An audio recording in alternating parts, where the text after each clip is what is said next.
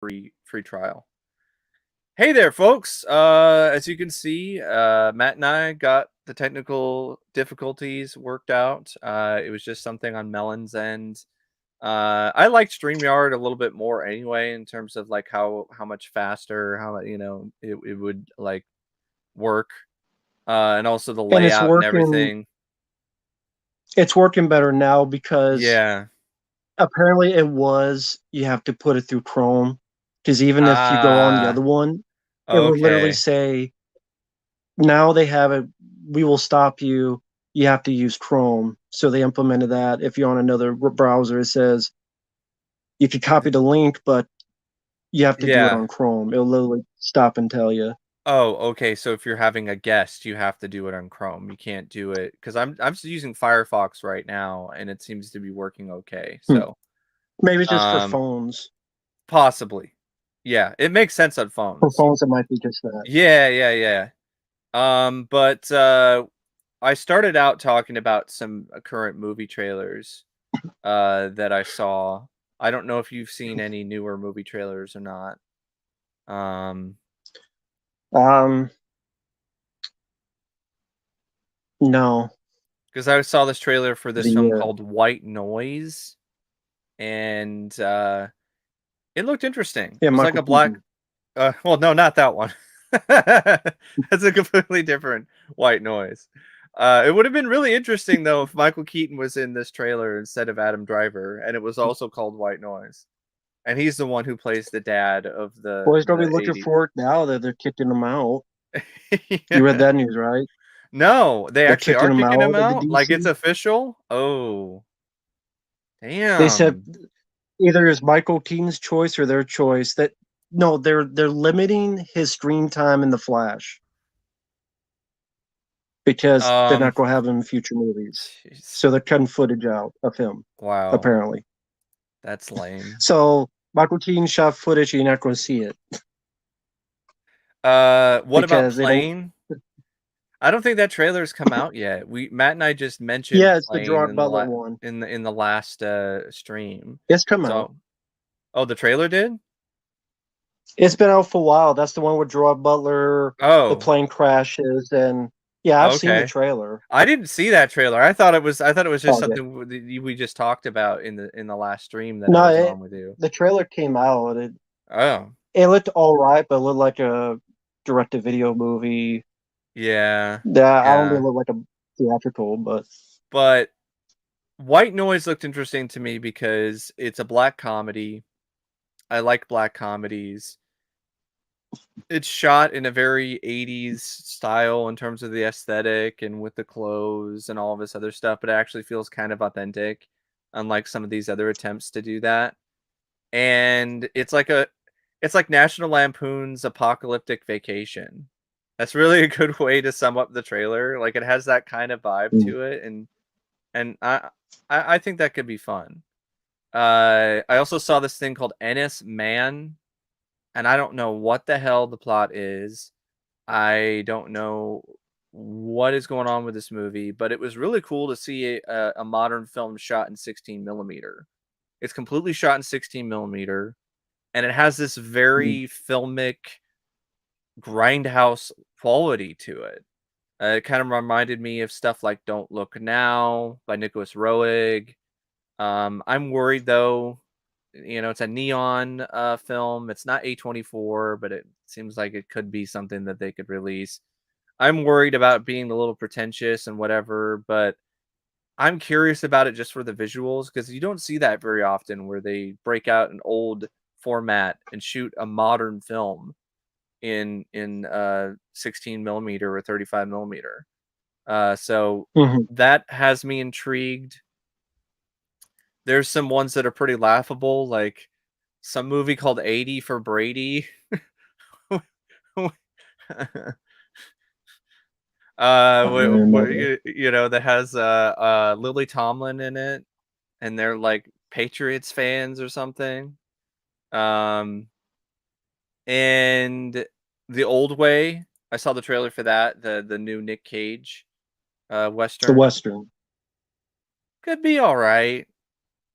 could be kind of forgettable though. I'm not 100% for sure about the little girl being, you know, up front and center for a good chunk of the running time, which is his Mm. daughter, and then having her try to act like a badass is kind of laughable to me. So I don't know how they're gonna like work with that. But The Night Has Fallen. What? Oh, it's another film in the Olympus Has Fallen series? Like they're Yeah, doing another one? Okay. All fourth right. one. And a law-abiding citizen too? Hmm. The guy's dead. Yeah. How is there a sequel? It's gonna be one of those direct-to-video sequels, Matt, like Hard Target 2. Remember that? Or Bulletproof 2, yeah. Or Backdraft 2, which I still But, haven't seen. yeah. Monovol, what if Creed 3 or the Little Mermaid remake? I saw the trailer for Creed 3. I liked it more than Matt did, but it's still Creed Mhm. 3. I don't really have a lot of expectations for it. The Little Mermaid remake, I don't have any expectations for or desire to see. No, I don't care if the person's black, white, pinky dot, polka dot, bikini. Little Mermaid is just like any other Disney remake. It's unneeded and pointless. K-12? Is that the one with what's her name? The musician girl? Yeah. I did a video on that too, if I remember correctly. I think I did. Yeah, it's dog shit. It's terrible. Oh, hey. Well, welcome. Hell was here. One of my favorite films is definitely RoboCop, as you can see. Hell was here. That's definitely today. That's Yeah. with the Yeah. fucking groceries. Like you gotta take out a mortgage to buy it. Hell is Yeah. here. Uh-huh. Yep. Hell's been here for a bit. Exactly. You need to leave your Sausage nutsack Party. at the gas station. Eh, there were some funny bits, but I wouldn't call it a consistently funny film. Sausage Party to me is the kind of thing that would have been better as a short, right? Like not a feature film. Well, after 5 minutes, the joke of their hot dogs fucking kind of got old.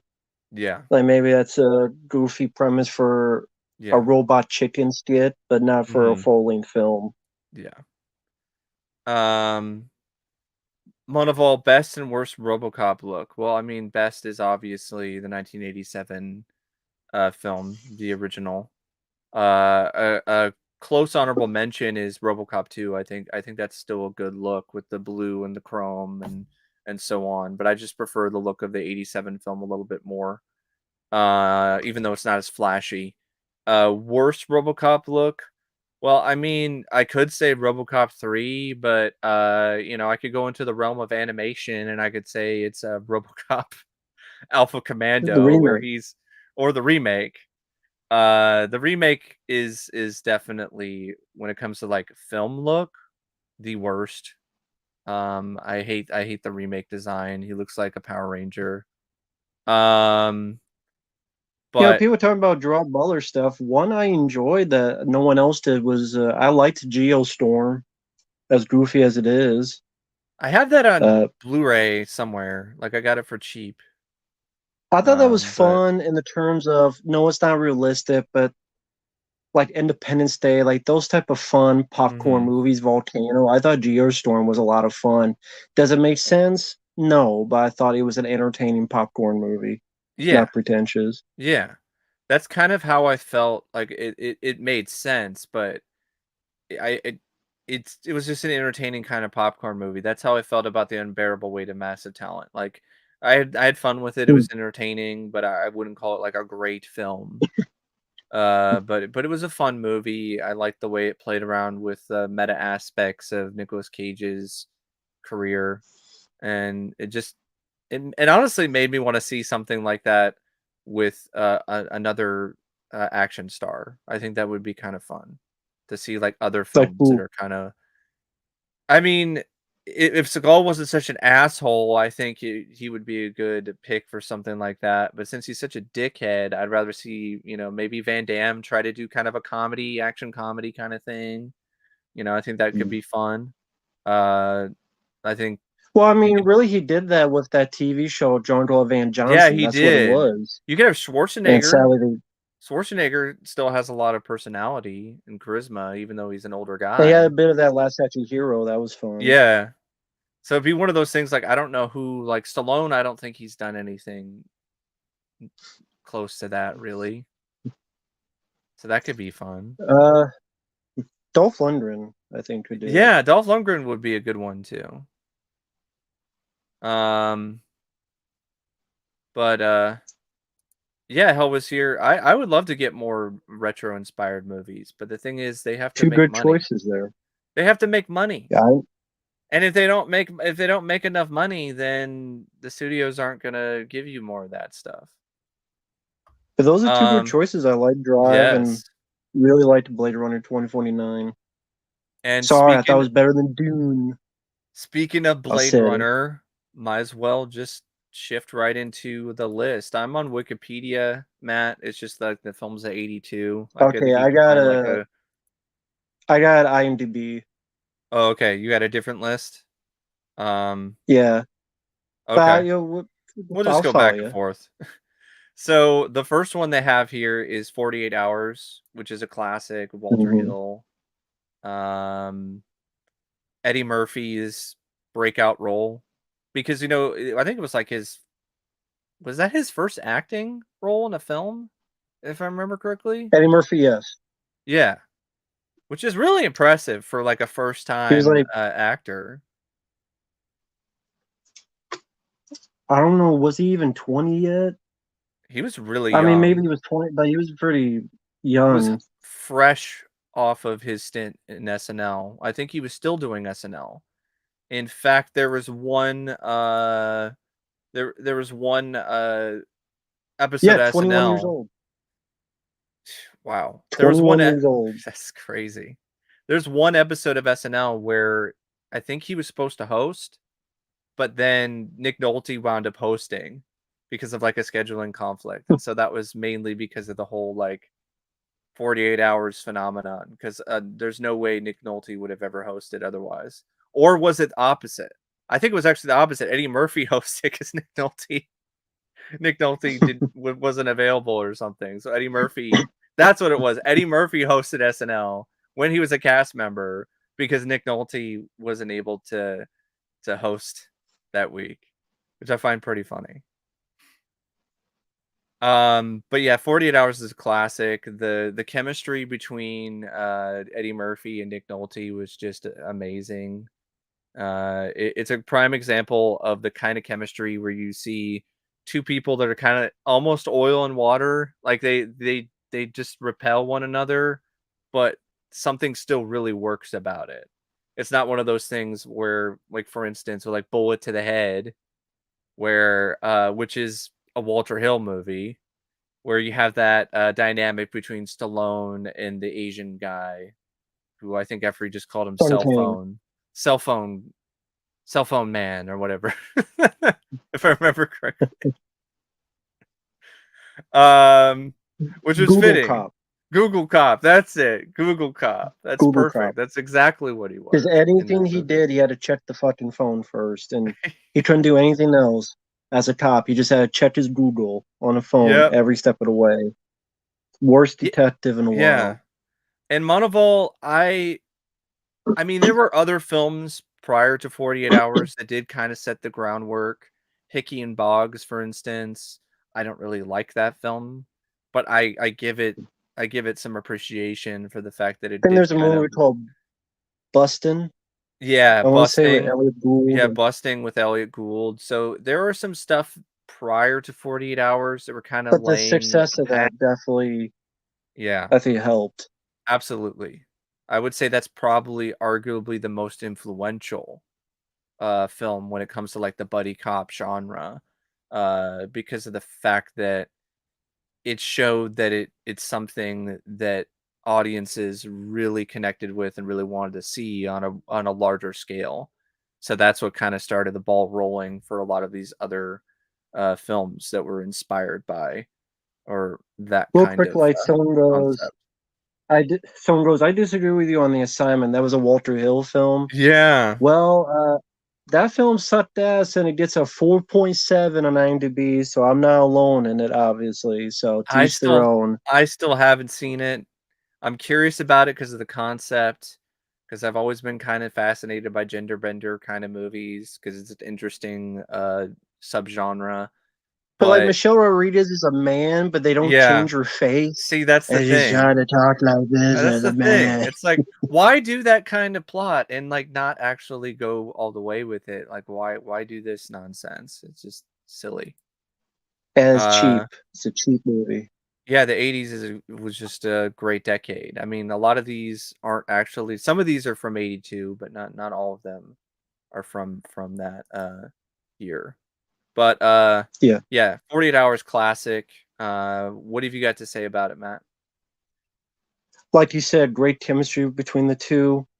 Very funny. Very, very un-PC.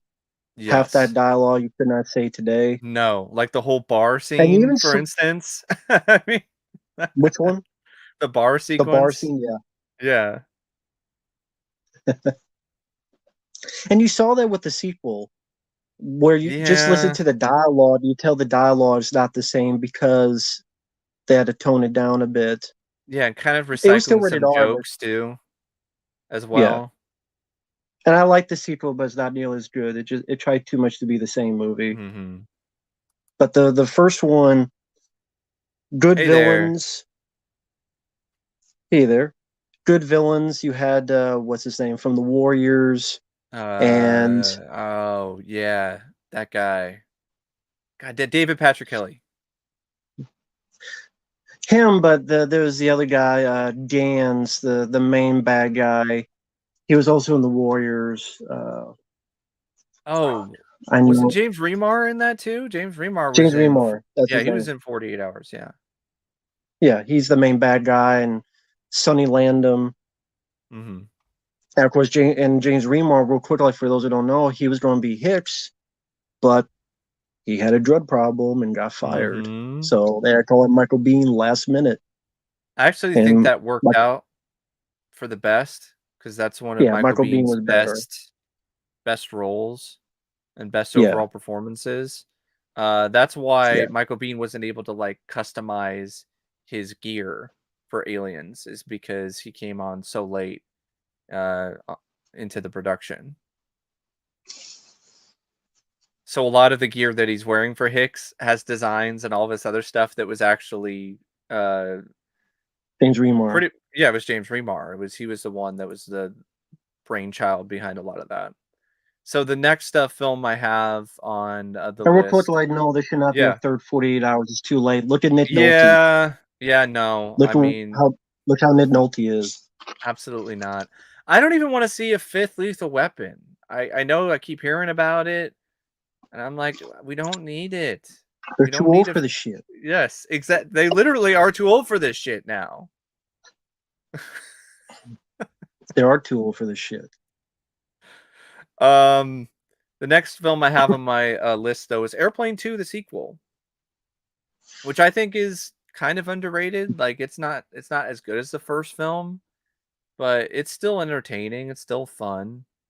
There's still some fun gags. The William Shatner cameo gets me every time. I thought he was hilarious in it. The idea of having it be a space shuttle was pretty unique. Um, Yeah, it's not and thought of as highly as the first one, but no, there's a lot of fun, entertaining stuff in it. I still quite enjoy that sequel. yeah, yeah, it's fun. There are some gags in That's a that fun one. too, and definitely in the first one where you just wouldn't get away with that today either. No. Because everyone's they're just too PC nowadays.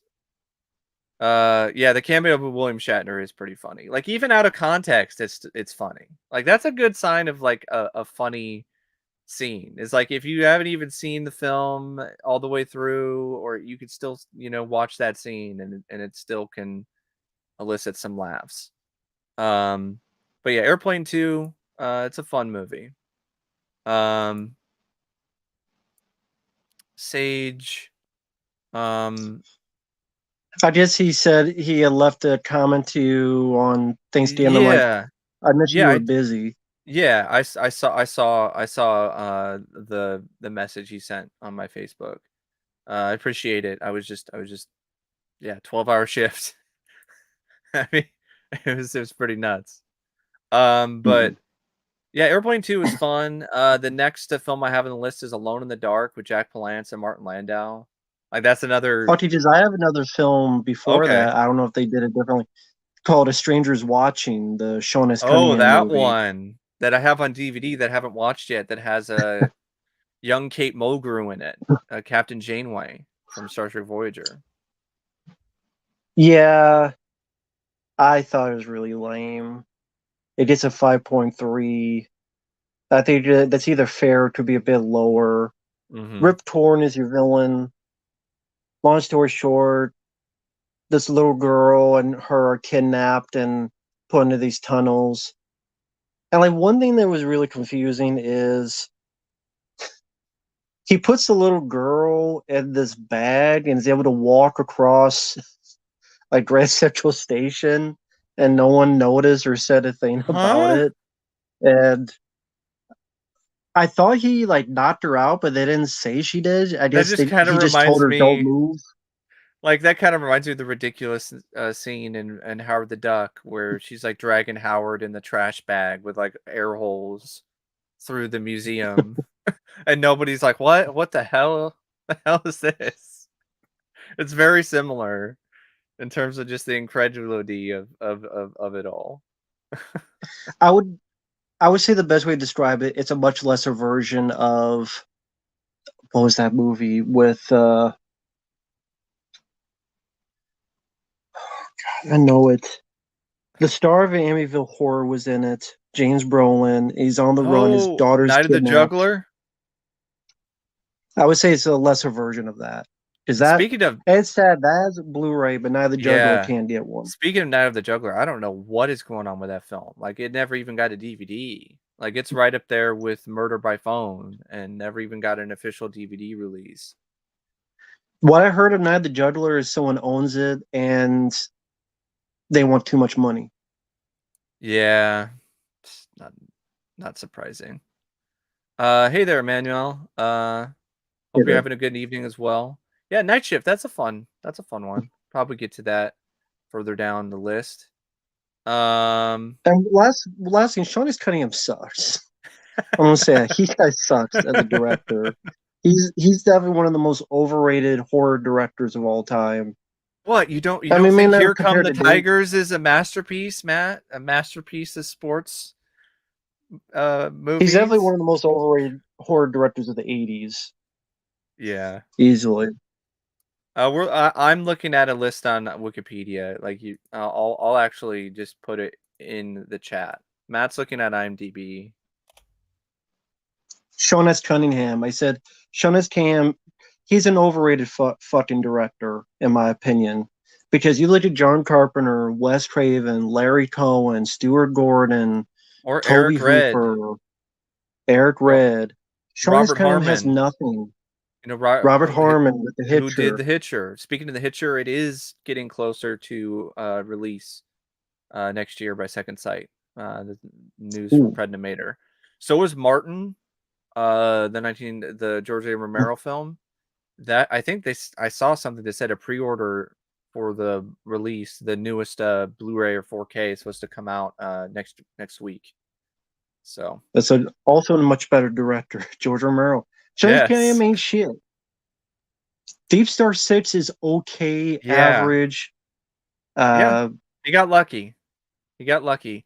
And even then, like the direction in that is not. I've even said I think, where I'm like the direction in that is yeah, not spectacular or Tom Savini saved amazing. him on that. Yeah. Tom Savini's gore saved him on that. And I don't hate Friday Uh, 13th. Mike doesn't hate Friday 13th. It's just Sean S. Cunningham is an overrated fucking director. He's nowhere up to par with all those other great directors we mentioned. He's hey yeah. there.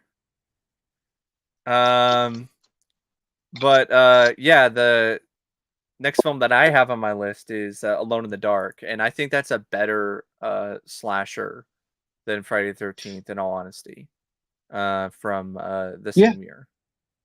Well, it's not the same year, earlier, a couple years ago. right. But it's also a film that doesn't get nearly as much praise or appreciation, so I kind of tend to sort of root for the underdog.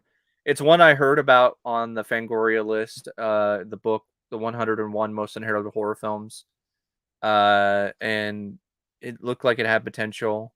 The first image I saw of it was just the one with like the guy with the hockey mask, which it just made me go like, huh? It gave me the wrong idea of what that movie was gonna be going Hmm. in, which made the fact that it was so much more than just a Friday the 13th knockoff so much more rewarding, because I just thought it was just gonna be, another like, oh, slasher with a guy with a hockey mask or whatever, and then that wasn't the case at all. Alone in the Dark is different. Yeah, I it's think it's got this a siege great movie in a way. cast. Yeah, it's got a great cast. I mean, Jack Palance and Martin Landau and Donald Pleasance. I thought the direction was by Jack Shoulder, right? Yeah, I thought his direction was great, especially for a first-time director. Like, he's another guy, Jack Shoulder. That's another one that's better than Sean S. Cunningham, Yeah, because he also did The Hidden. and Elm Street too. Yeah. Yeah, Speaking yeah. of Nightmare on Elm Street, what it, the movie reviewer next door asked, "What's our favorite Nightmare on Elm Street film?" That's tough, but because I kind of often sort of go back and forth sometimes. Like, I really like Dream Warriors, and I like Part Four, and I really like the original, and I like New Nightmare.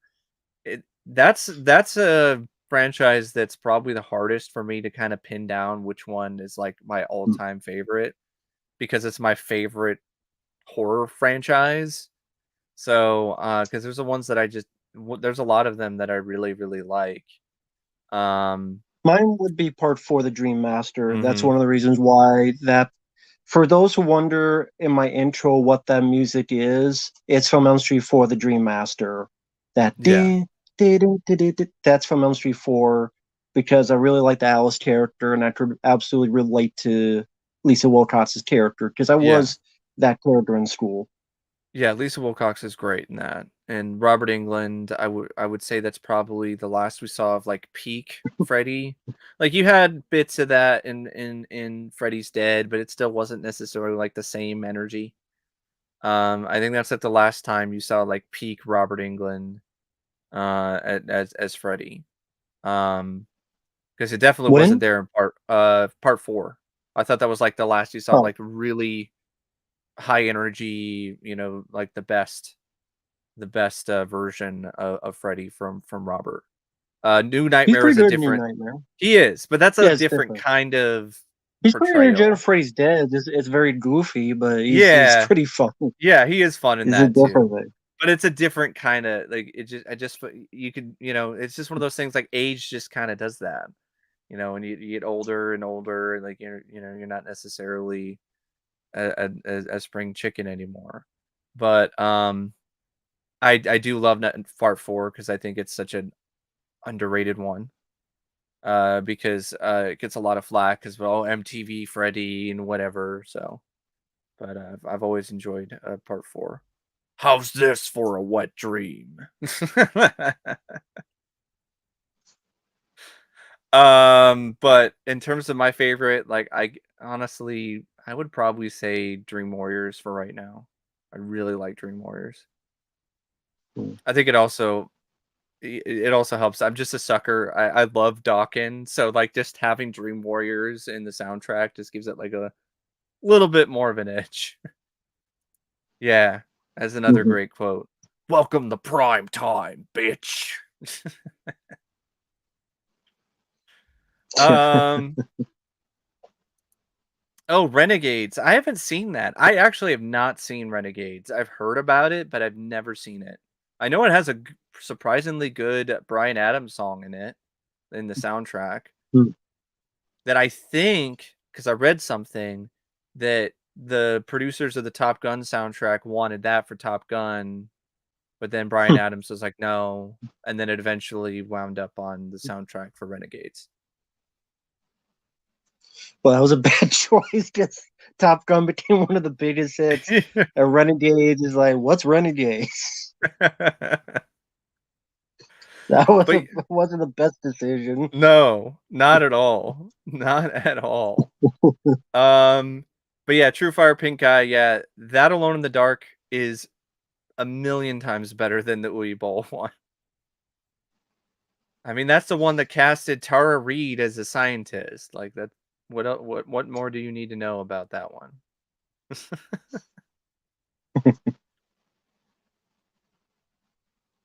Who got attacked by Freddy? Dick Cavett. Yeah, I think that's who it was. Yeah, Dick Dick Cavett. Cavett, yeah. Yeah. Mm-hmm. So the next film I have on my list, unless you have another one, is Amityville 2.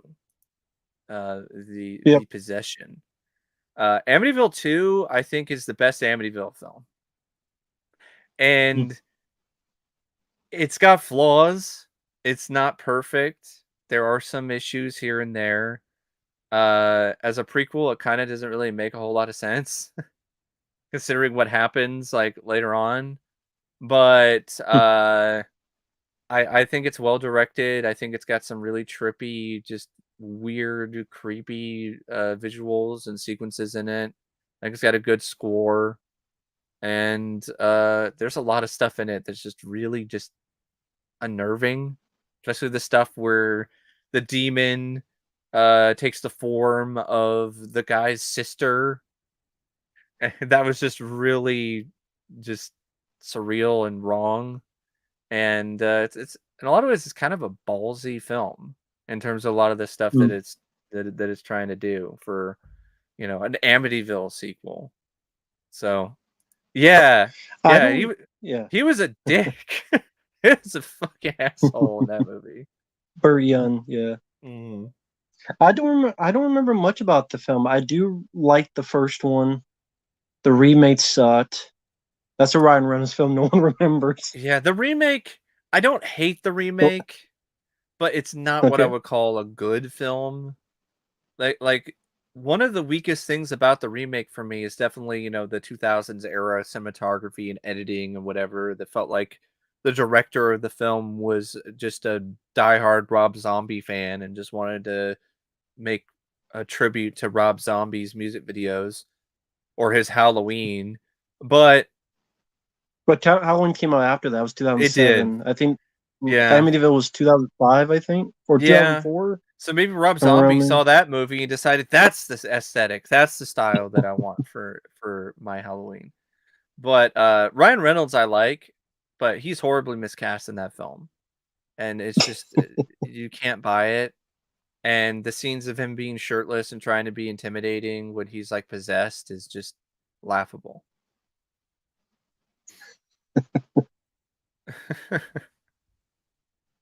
Yeah, ain't no Deadpool. Fucking that. No. No. Um hey, it's not a franchise for everyone, and I'm not the guy who counts like every single film that has Amityville in the title. Like I have a cutoff point. It's like the Amityville Awakening, whatever the hell it was, that was supposed to come out in theaters like 4 or 5 different times, and then never did. And I agree. Why does it have so many movies? Cheap rights, I guess. That's Recognizable got it. name.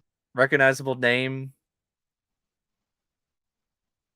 You say Yeah, the Tony Amityville, people know what it is. The Tony Randall one. Yeah. I like that one too. Amityville 1992. What was the one? What was the one the guy did not mad at you for? The Who was Amityville in it? Curse. The Amityville Curse. Yeah, one of the What was it actors like got this? Amityville Curse. That's the 5th one, I think, after the 4th one, which is the one with the evil floor lamp. Amityville And then the 4. guy got pissed at you because he didn't like Yeah. it. Yeah, he did.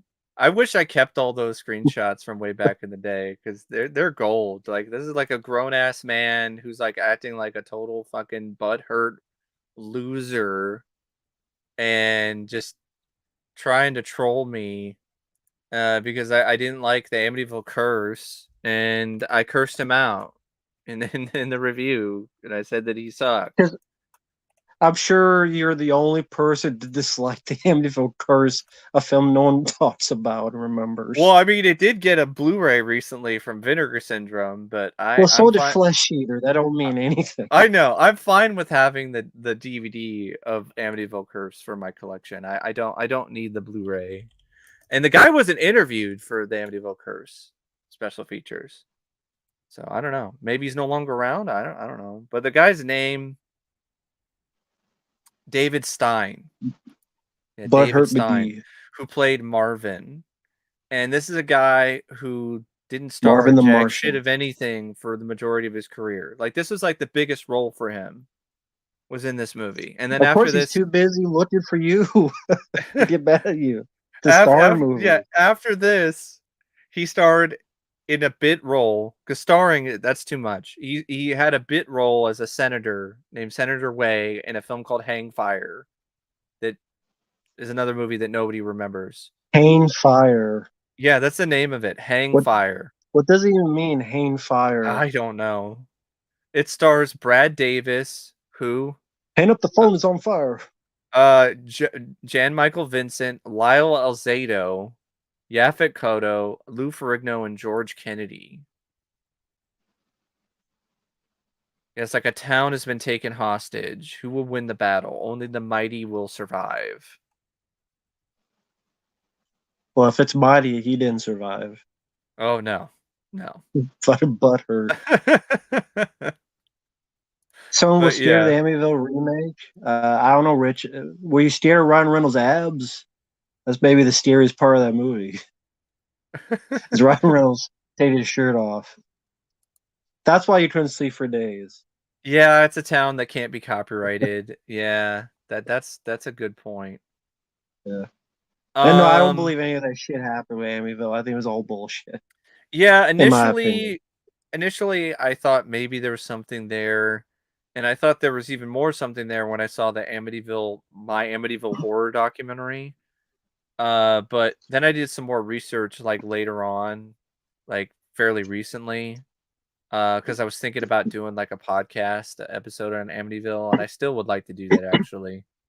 And I, yeah, I don't buy it. I think it was all just a publicity stunt. Like anyone else that was in the house didn't notice or see jack shit of anything. And I think there's already like an interview or something with one of the Lutzes, like the father who like confessed to like a friend of his or like to the press when he was like drunk off his ass one night.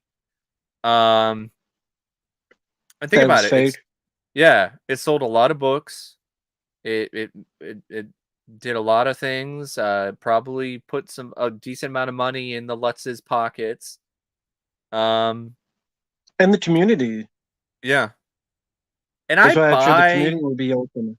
I do Yeah, go believe ahead. that there is such a thing as like a haunting or a supernatural, sort of thing, but I don't think that it happened the way that it was described in that book or even in the way that it was described in the original article that started this whole thing. I'm terrified abs. That's it. Yeah, yeah. It's Ryan Reynolds. And that'd be one of those things where the house, instead of saying get out, it's like, get Ryan that Reynolds t-shirt in a off. robicide. Robocop. I would see that remake. He actually might be able to pull that off. Or a remake of Linnea Quigley's horror workout. Killer Um, workout. yeah, killer workout. Now is he the killer? He's like Deadpool, or he's like, or is he I the don't know. hero? That could work too. Is either the hero would probably work better. Now I want to see like a horror comedy with Ryan Reynolds. They kind of did that with the voices, but I haven't seen that in forever. But like a Willy's Wonderland type of Yeah, that would be horror fun. comedy. Yeah. That could be really fun. Yeah, I remember. Yeah, the kid said the stepdad was doing weird shit in the basement. That's from like my Amityville horror documentary, but the guy who's saying it is not really the most reliable source. I did more research, and Mm. the guy He's kind of a bullshit artist too. So I mean, he got a documentary out of it, so cool. A lot of money. But yeah, Amityville 2, good one. It's a shame though that like the Blu-ray is only available like in the out of print box set from Scream Factory. But since it's Mm. MGM, I would not be surprised at all if like Kino Lorber or Vinegar Syndrome wind up releasing a standalone. Because Vinegar Syndrome already Well, I did mean, one for the first movie. So I wouldn't be surprised if they yeah, did one for the Possession. it would take them 5 years like Sidekicks. That probably It'll never be will come out. or a Psycho Cop, which that was announced and that still hasn't come out yet. But I don't really care about Psycho Cop. Do I? Just like another film I don't care about, at least not in a good way, is Android. That's the next one that's on this list. Good old Oh yeah. Android. Uh, Starring Klaus Kinski, and directed by Aaron Lipstadt. Uh, God, that film sucked. I did not like I've that heard of it. movie. I know. Is your old review still up or I don't not? know if it is or not. Maybe not. Maybe I deleted It might it. have been Maybe it a, was on the older channel. And or maybe or did you do on the other channel still up? OCP Communications. yeah, possibly. I have no idea if that video is still I up or haven't not. seen it. I know that Don Opper, the guy from the Critters movies, Yeah, Charlie, yeah, he's the he's in it. star as the android. Klaus Yeah, and Kinski's crazy ass is in it. he's not the problem. It's just super low budget, boring. Not a lot happens. It's one of those sci-fi films where they don't have the budget to really pull off the. Oh, it's still up. My Android rant is still up apparently. But yeah, it's one of those super Thank low you. budget films that they don't have the budget to pull off the size and scope of anything, and it's just the script sucks, and I don't understand why it got praise. Like it did, it got praise from like critics when it came out, which just I just don't I don't understand. It's awful. I'll take your word for it. um, the next one I have on my list, unless you have something else different, is Annie. That phenomenon. Well, they wanted it to be a phenomenon in '82 because it was based on it's an adaptation of this really popular stage play of the same name.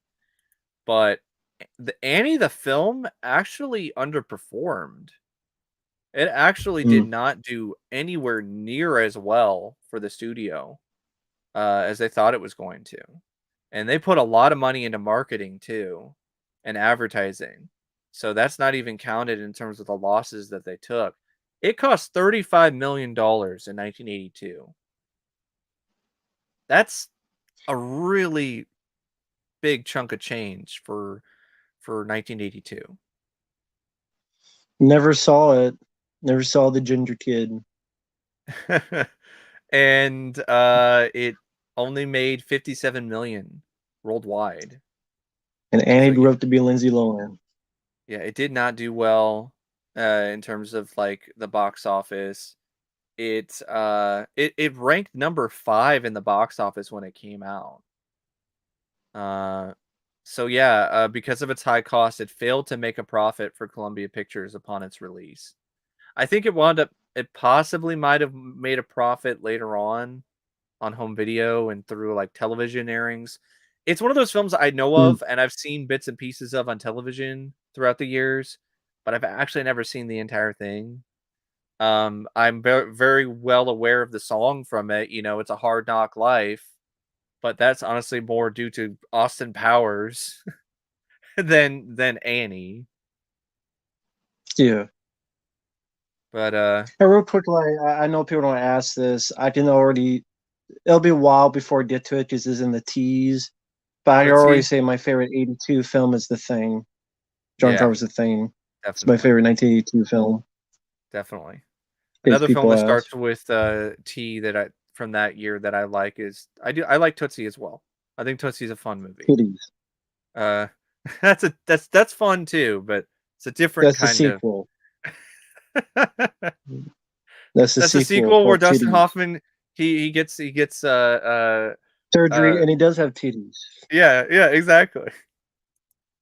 That's a sequel. Dustin Hoffman and the PCH becomes a woman and gets them titties, and it's just called Titties, the Bruce Jenner story. Oh my god. Uh He plays Bruce Jenner, Caitlyn Jenner, and it's just called Titties. Caitlyn Jenner played by Dustin Hoffman. Titties.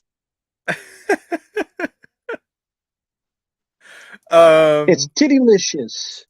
Coming oh soon man. to a theater near you. Bring the milk. But not the blue milk.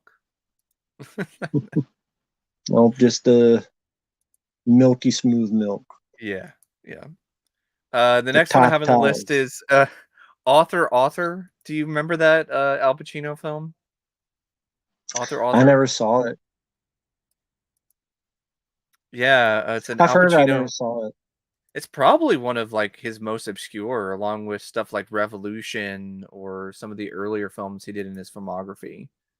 Like I guess he plays a playwright. It's an biographical film.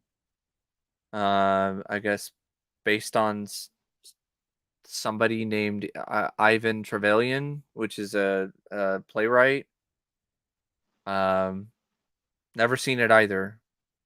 But I mean, it's got Al Pacino in it, so I mean, it might be worth worth a watch at least once. Yeah, the same guy directed See No Evil, Hear No Evil, Oh, and Arthur Hiller. a Carpool. Yeah. Yeah, Y'all Tiberius. remember Yeah, Carpool. yeah, I love that line.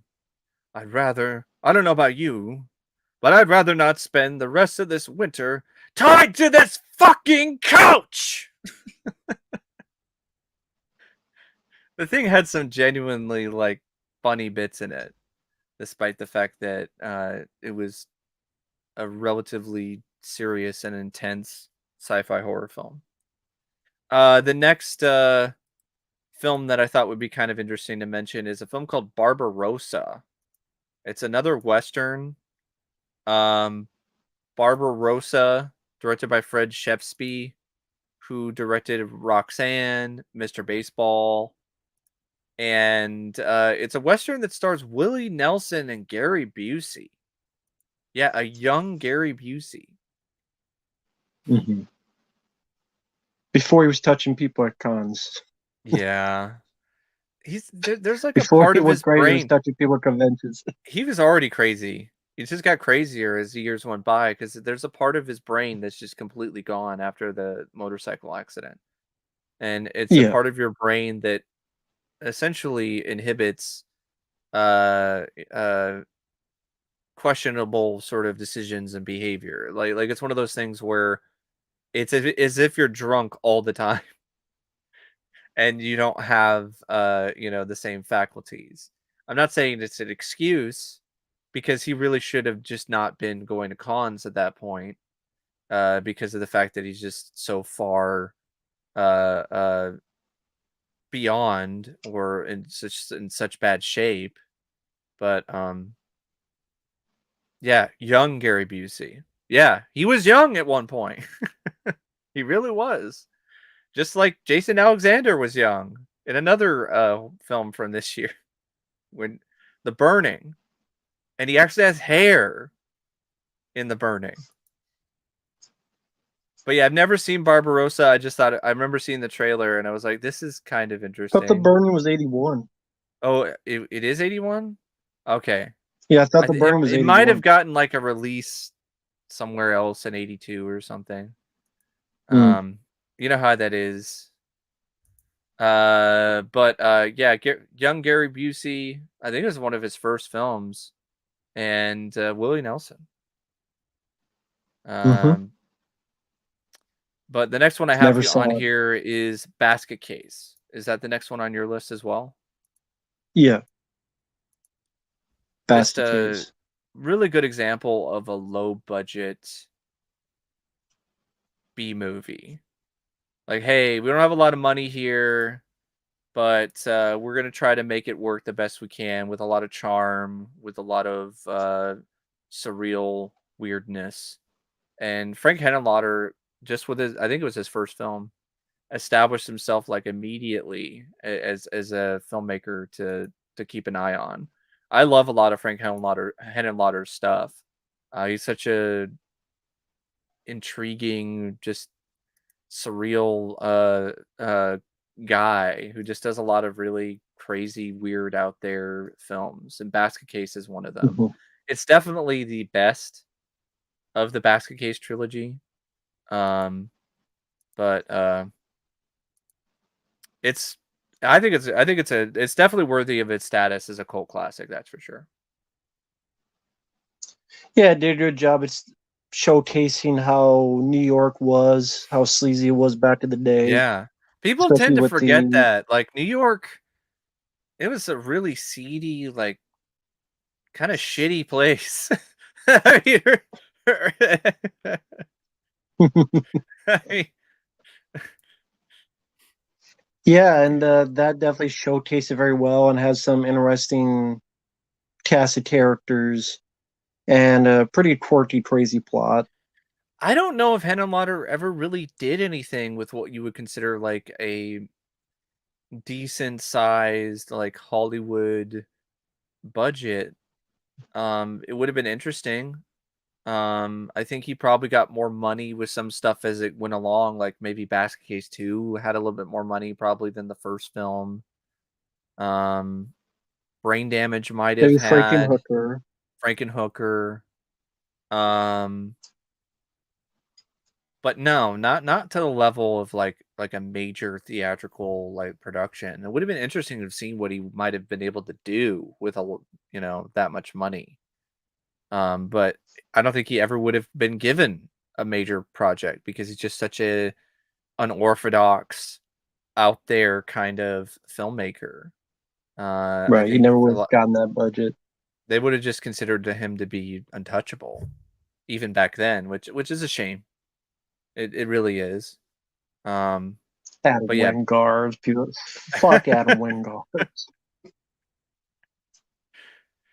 yeah, he did VHS. Didn't he do that segment with the honeymooner, the honeymoon couple? Is he the director of No, that that was segment? your favorite Oh, that director, was Ty Ty West. West. He did that one. The worst horror anthology segment ever. The I scariest think Adam thing about Wingard worked on the wraparound with oh, the that shit. mustache guys. I think. We don't know there's a I dead think guy. so. They decide, oh, let's just sit here and watch a VHS tape with a dead guy right here. Right That's no behind problem. us. But Sure. yeah, Ty West's segment in VHS, like, oh my god. The scariest thing is putting a toothbrush in a toilet. Oh my god. Still Horrifying. $20 too. Exactly. So $20, man. Took you $20. Where's my $2? And Blair Witch, fuck that movie. Piece of shit. Um but The on one my Blade list, discusses says this is the best movie ever. That oh says how yeah, Blade discussing is full I of remember shit. that. I watched ABC's Death again recently, and that I I was blown away by how just cheap as fuck that segment looked. Like, what camera was he using? Like, as soon as I saw that segment, I'm like, God, the lighting in this scene, this segment is horrendous. Like, no attempt whatsoever to like light the scene properly. Like, it just has like fluorescent lights everywhere, so everything looks washed out and shitty.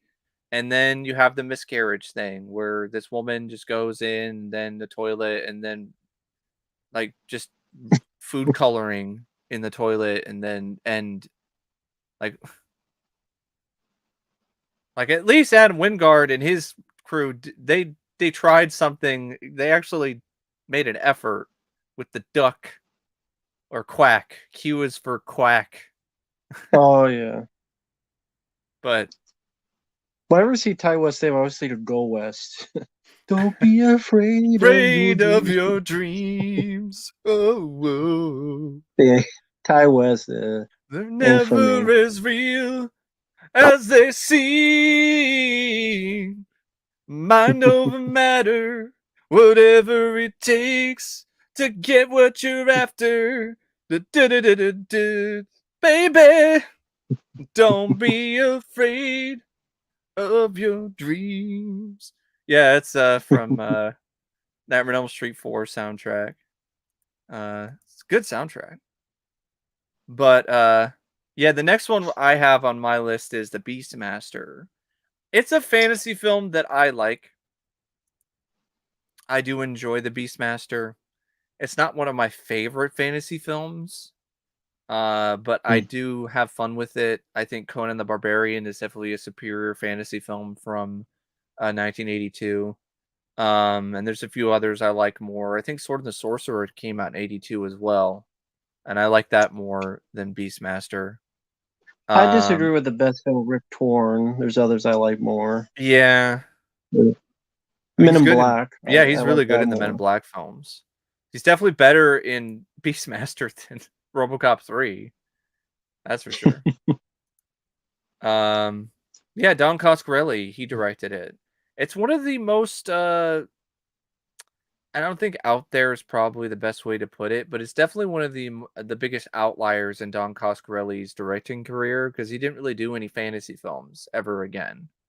Like he was just doing like Phantasm, Phantasm 2, horror some horror stuff, John dies at the end. The Survival Um Quest. yeah, it's not really a fantasy film, and that is another big outlier, and that sucked. Yeah. God, that movie is bad. That's a film that you should, I guess, hunt down if you want to see the actor who played Troy in the Goonies. You know, the guy who played the bully who was dating one of the girls. I think it was God. What's her name? I forgot the name of the character. The redhead. Andy. That's it. And Andy. Andy, you Goonie. Yeah, that guy. If you want to see him have a bigger role and have more lines of dialogue and show how he is undoubtedly a shitty actor, then go watch Survival Quest. What a waste of yeah, Lance Henriksen, because he's in that movie too. I'll stick with Hard Target. Yeah, way better, way better. But the Beastmaster fun. I think it's got some decent production values despite a low budget. I like the idea of him controlling animals. That's different. And Mark Singer was good. He was good in the lead. So on that list was An Officer and a Gentleman not on there? I think it's Because that's on. 82. I think it's on there as like Hmm. when it comes to like the highest grossing films of that year. Oh, yeah. But Well, An Officer and a I thought it was Gentleman. alphabetical, but yeah. It I just is, mentioned that but because it's a popular one. yeah. I mean, I think nowadays that's a film where the most memorable thing is probably the song for a lot of people. The Yeah, by song for Joel the Cocker, soundtrack. Up Where We Belong. Not a Um, bad movie. no, not at all. And that's also the one that gave Lou Gossett Jr. his Oscar. He won an Oscar Yes. for that film, playing the drill Best sergeant. supporting actor. I And that got was a nowhere else to yes, go. with Richard Gere. Um, but yeah, that's one of those romantic films that I don't mind. I will say that one of those romantic movies that I can watch. Like, Stallone said, "I got a mouse up my ass." Or whatever the fucking story was.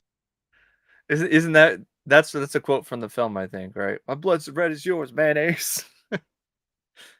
um, Pred.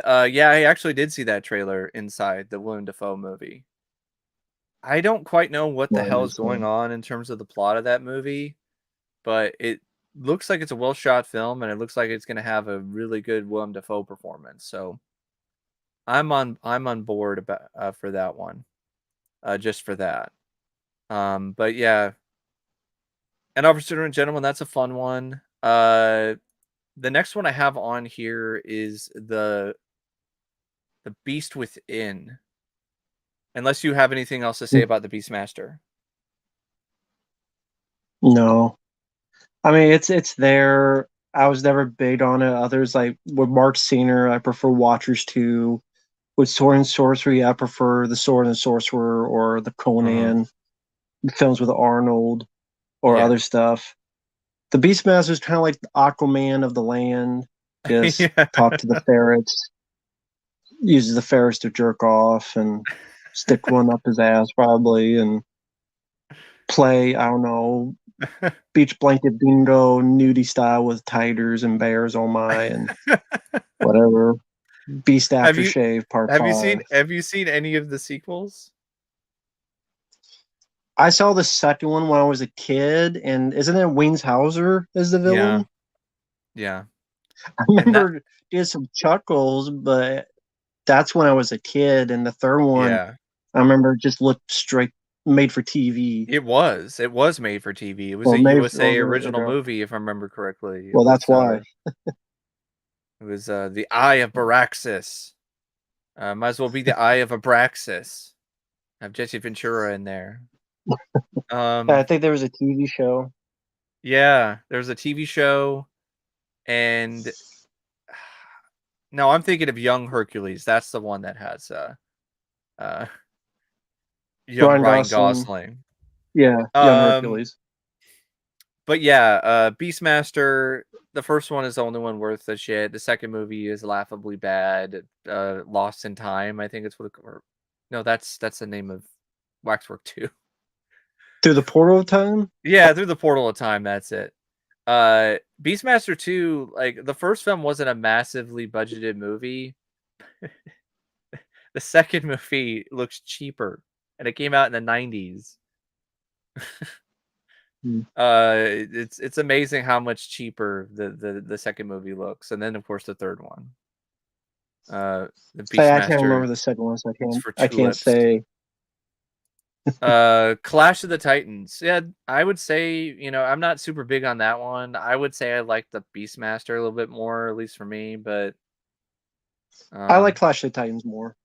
That'll be mhm. for me. But Because I yeah, like the monsters in that more, so the the next one adventure I more. got here is The Beast Within. This is one weird ass fucking movie. That's The Beast Within. Um, have you seen The Beast Within, Matt? Is Yeah, I think you sent me the movie and I Oh did watch yeah, it.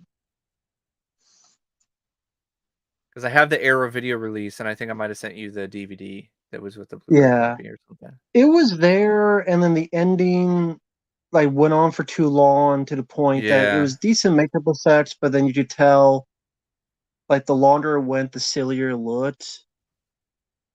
Like I guess like it lost some of its shock appeal because it just kept going and going. It felt like it which is kind went of for 15 ironic minutes. considering the film's marketing, because I always remember the trailer for this. Talking Yeah, about like the last 30 minutes of The Beast Within and like hyping it up like it's the scariest shit ever.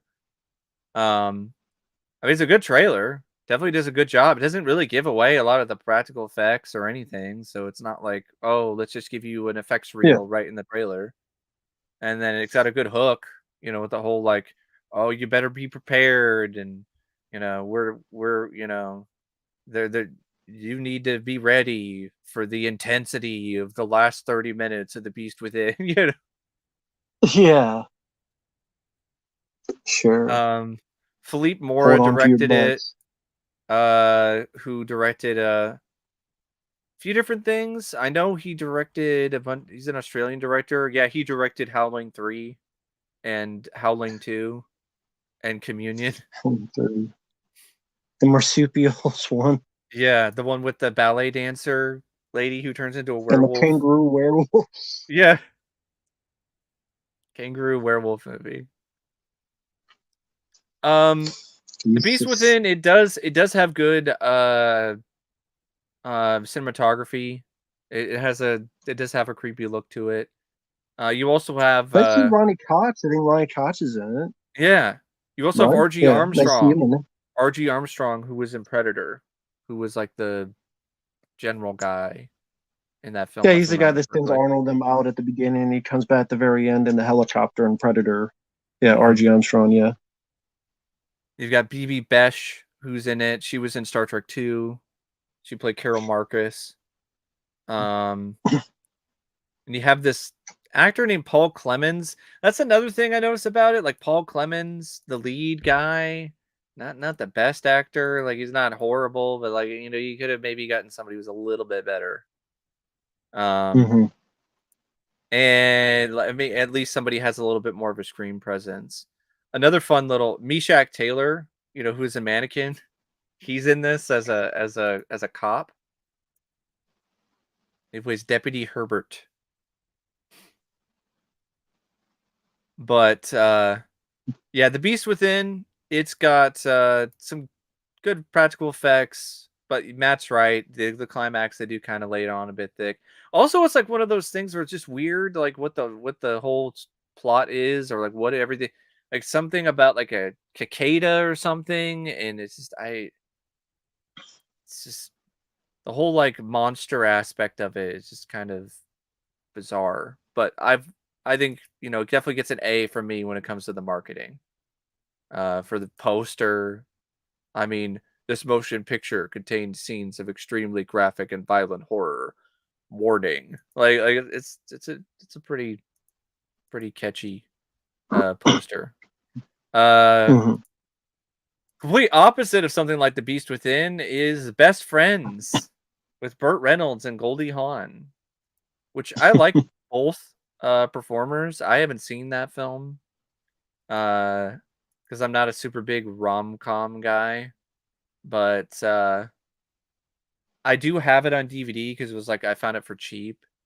Um, might be worth a watch one day. Ron Yeah, I never Silver's saw it also in myself. it. Jessica Tandy, Bernard Hughes, Keenan Wynn. It only made like 36 million, and for like the cast, um, that's not doing too hot. Like for the because those were two pretty big stars at the time, Goldie Hawn and Burt Reynolds. I would say for a Burt Reynolds film that came out in '82, that is like a better overall film in terms of like the critical reputation, and like is the best little whorehouse in Texas. Mm. Which and it also made more money. Like it's $69 million. So that's a pretty decent take. Uh it's a fun movie. It's a musical.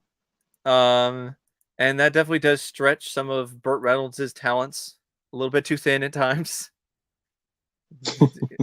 But Dolly Parton, she definitely carries her own in it, and I haven't seen it in years, but I did have fun with it. Dom DeLuise is great as Melvin P. Thorpe. Charles Durning is also pretty solid in it in his role. There's some funny bits in it. It's not like one of my favorite films, but it's an enjoyable romp. Have you seen that? Mm-mm. No, I never seen it. Heard of it, but never saw it. I don't know who this is on the bottom, but someone leaving a comment about something about like Ryan Dingaling or whatever. Um, but Tiberius, yeah, I'd like to slip my salami between her canyons. Yeah, it's got some good lines of dialogue, that's for sure. No, I don't Um, see that comment you mentioned. So yeah, it might be one of those things where it just got axed. My moderators got involved. Thanks. Um, Blade Runner. Do you have anything else before Blade Runner, or is that the one that's next on your list as well? that's next. Blade Runner. That's one of those films where I didn't like it initially. Like I was, yeah, I expected something that it wasn't. Like I thought that it was going to be a sci-fi action film instead of a slow burn, sci-fi thriller kind of thing. So I was expecting more car chases and more stuff like that, and I said it was boring and aesthetically pleasing and looked good, but I wasn't that impressed with it. But it's a film that I just kept giving more and more chances to because I love the aesthetic. I love the production design and the art direction, the music by Vangelis, and I really like 80s films and sci-fi films from that era because of a lot of the practical effects and stuff like that. And I think it also helped that when I first saw it, I was relatively young, so I guess maybe I hadn't really watched a lot of things to really compare it to.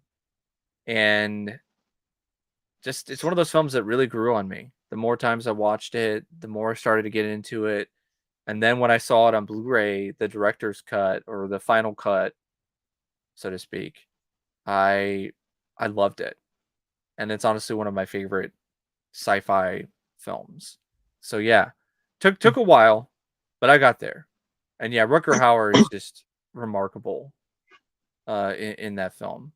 Definitely one of his best performances. And that whole sequence when his character, he says all these memories will be lost like tears in rain. That was improvised entirely by Rutger Hauer. That just shows you how talented of an actor he was.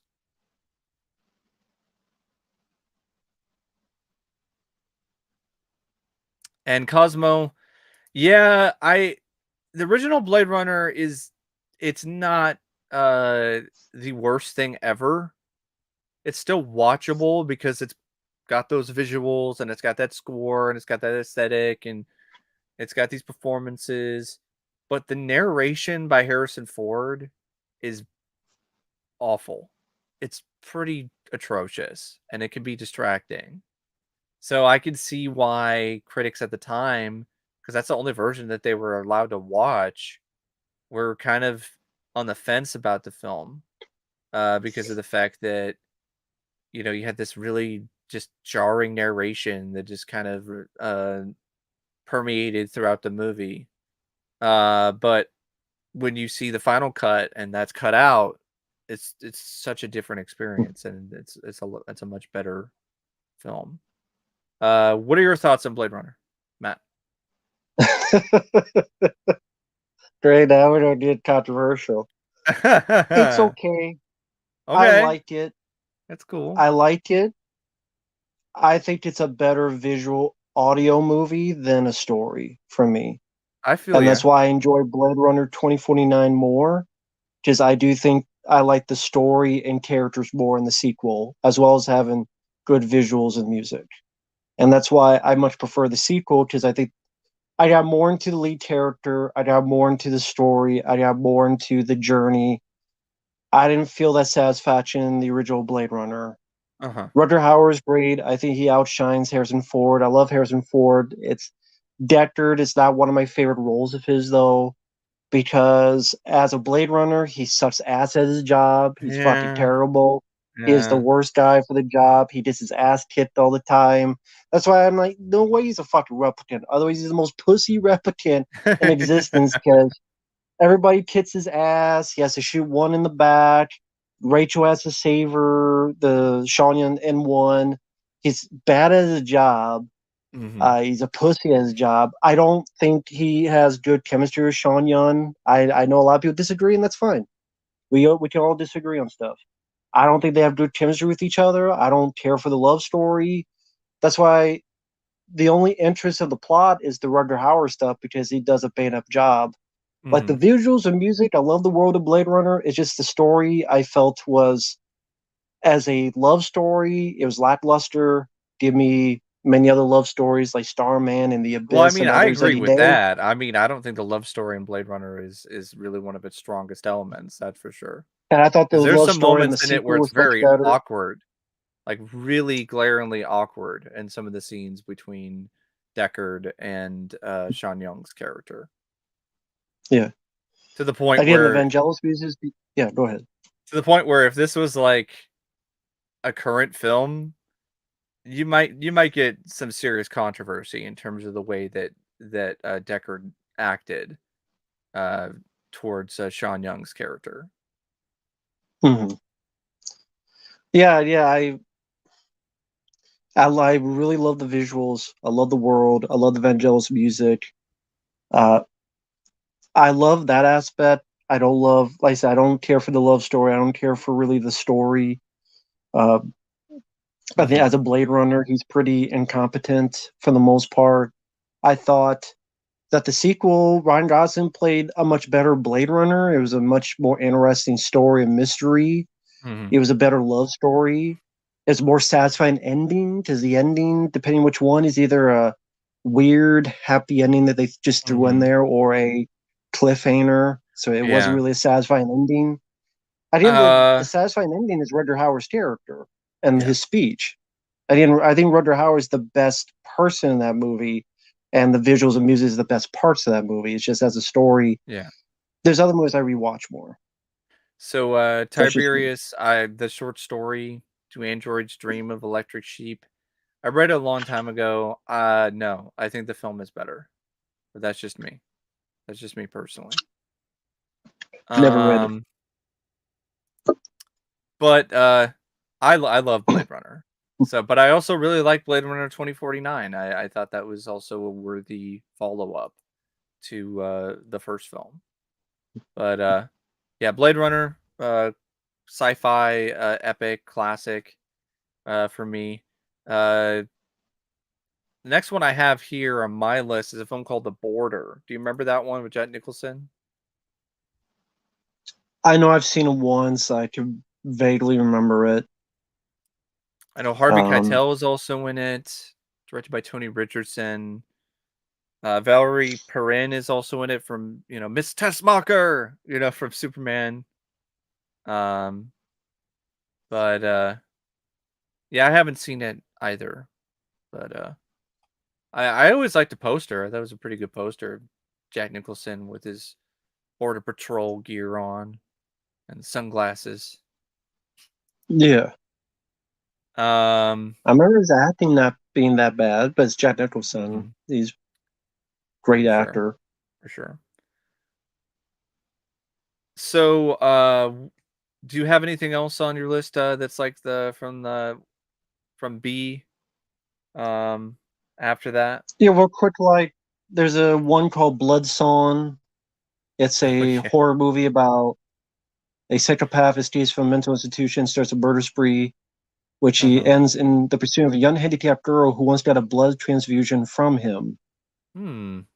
Interesting Yeah. setup. I think a musician is in it as well. That's why it's called Blood Song. Is that the I one? forget his name. It's not the one with Tiny Tim, right? That's a different one. That's Blood No, Harvest. that's a yeah, that's a different one. Is Adam This one Ant? has Is it Adam Ant? no. Oh, it's some other guy. Uh,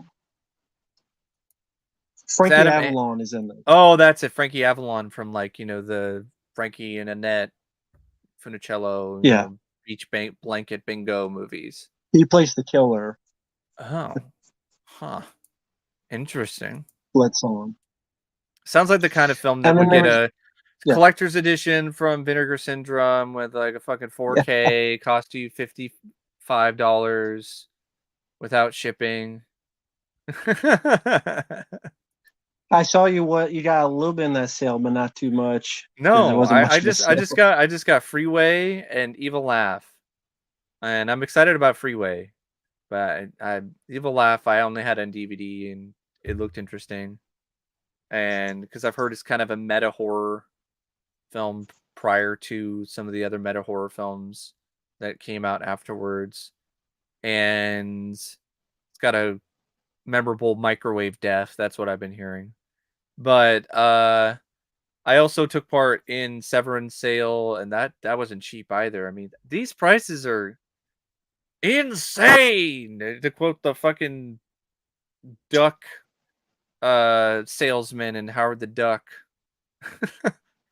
when Howard is channel surfing at the beginning of that movie. And my prices are insane. Like That honestly seems what it's like with these boutique labels nowadays. Like the prices are just soaring like crazy.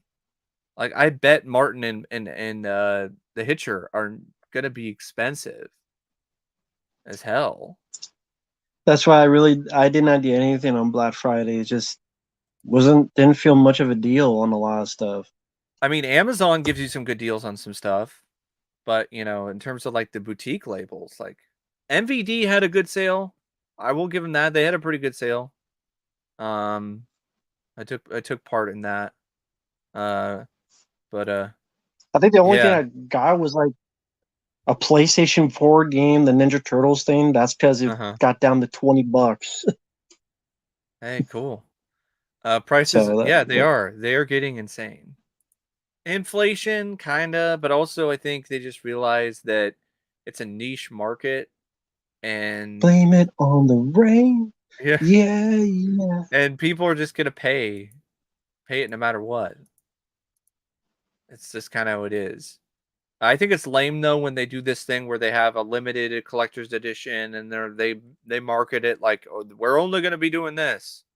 We're not gonna be releasing a standard edition. That's not happening. And then few months later, like sometime in the next year, oh, here's the standard edition. Uh, whoops. Uh, you know, we lied.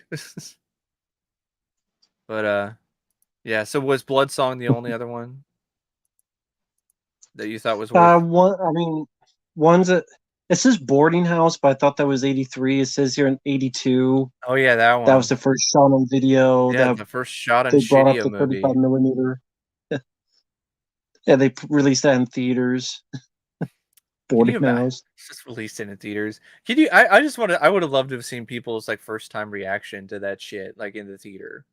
They'd be like, all right, boarding house. I don't know, it's another horror film, but I had fun with these other slasher movies. And then they go like, well, imagine it was like a date night, like the whole thing with Effery and Maniac, but like this time around, it's like I decided to take my date to go see Boarding House, and they're like, "What the hell is this? This is fucking did shoot this in somebody's backyard?" I'm like, "Yeah, I maybe like that would have been quite the sight to see, just to see people's reactions, because I bet a lot of people would have been like, "What the fuck is this? What am I watching?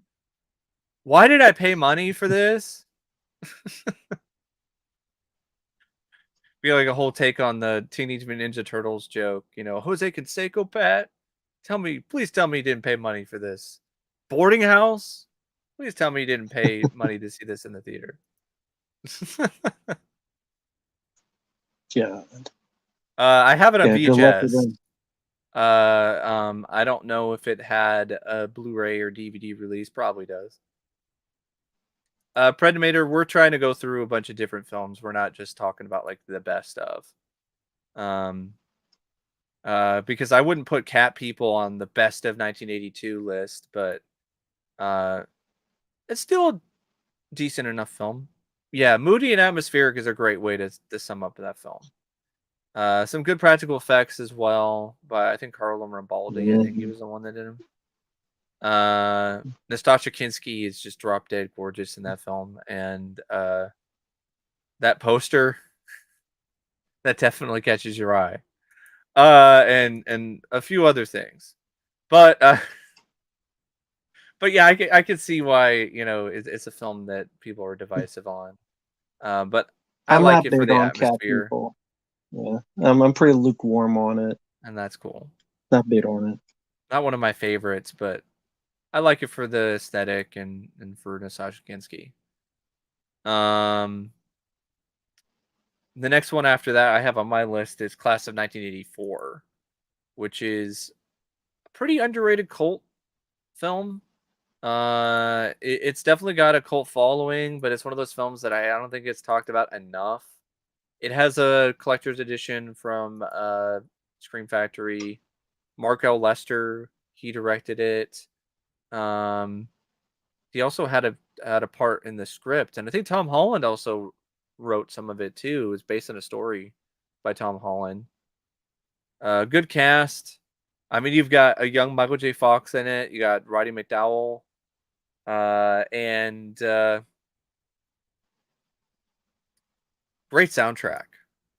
Like you have songs by Alice Cooper and a bunch of other bands. So yeah, that's a good one. You know, take a look at my face, 'cause I am the future. Yeah, yeah, that's a nice cut from Alice Cooper. But what are your thoughts Yeah, on Class love of Class of 1984? '84. Love it. Really well done movie for what it needs to be. I thought it was a good revenge film in the third act. Like Roddy McDowell, young Michael J. Fox has a good cast in it. Perry Teen did a good job as a lead. Yes, you Thought the did. guy who played the villain was very memorable. Like this, and it played a smart villain because there's a scene Was in the bathroom where he smacks his head against the mirror to break it, and then accuses the teacher of doing it to him. yeah. So that's how crazy and smart and insane Was he that is. Timothy Van Patten? Yeah, Yeah. Yeah, he did a good job as the villain. definitely. Very satisfying film. Uh, Good if you like those type of. There's a little bit of exploitation, but those type of revenge, like satisfying type of movies. Kids are running wild. Teacher has to take control. Almost like a precursor to The Substitute in those type of movies. Yeah. Yeah. Which surprisingly has like what, 5 movies, The Substitute? Four, 4. I think. I think four. Um but yeah, there were sequels, Class of 1999 and Class of 1999 2, The Substitute.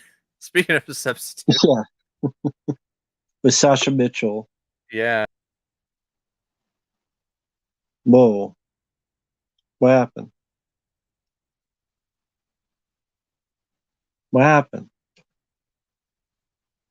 Am I still on? What happened?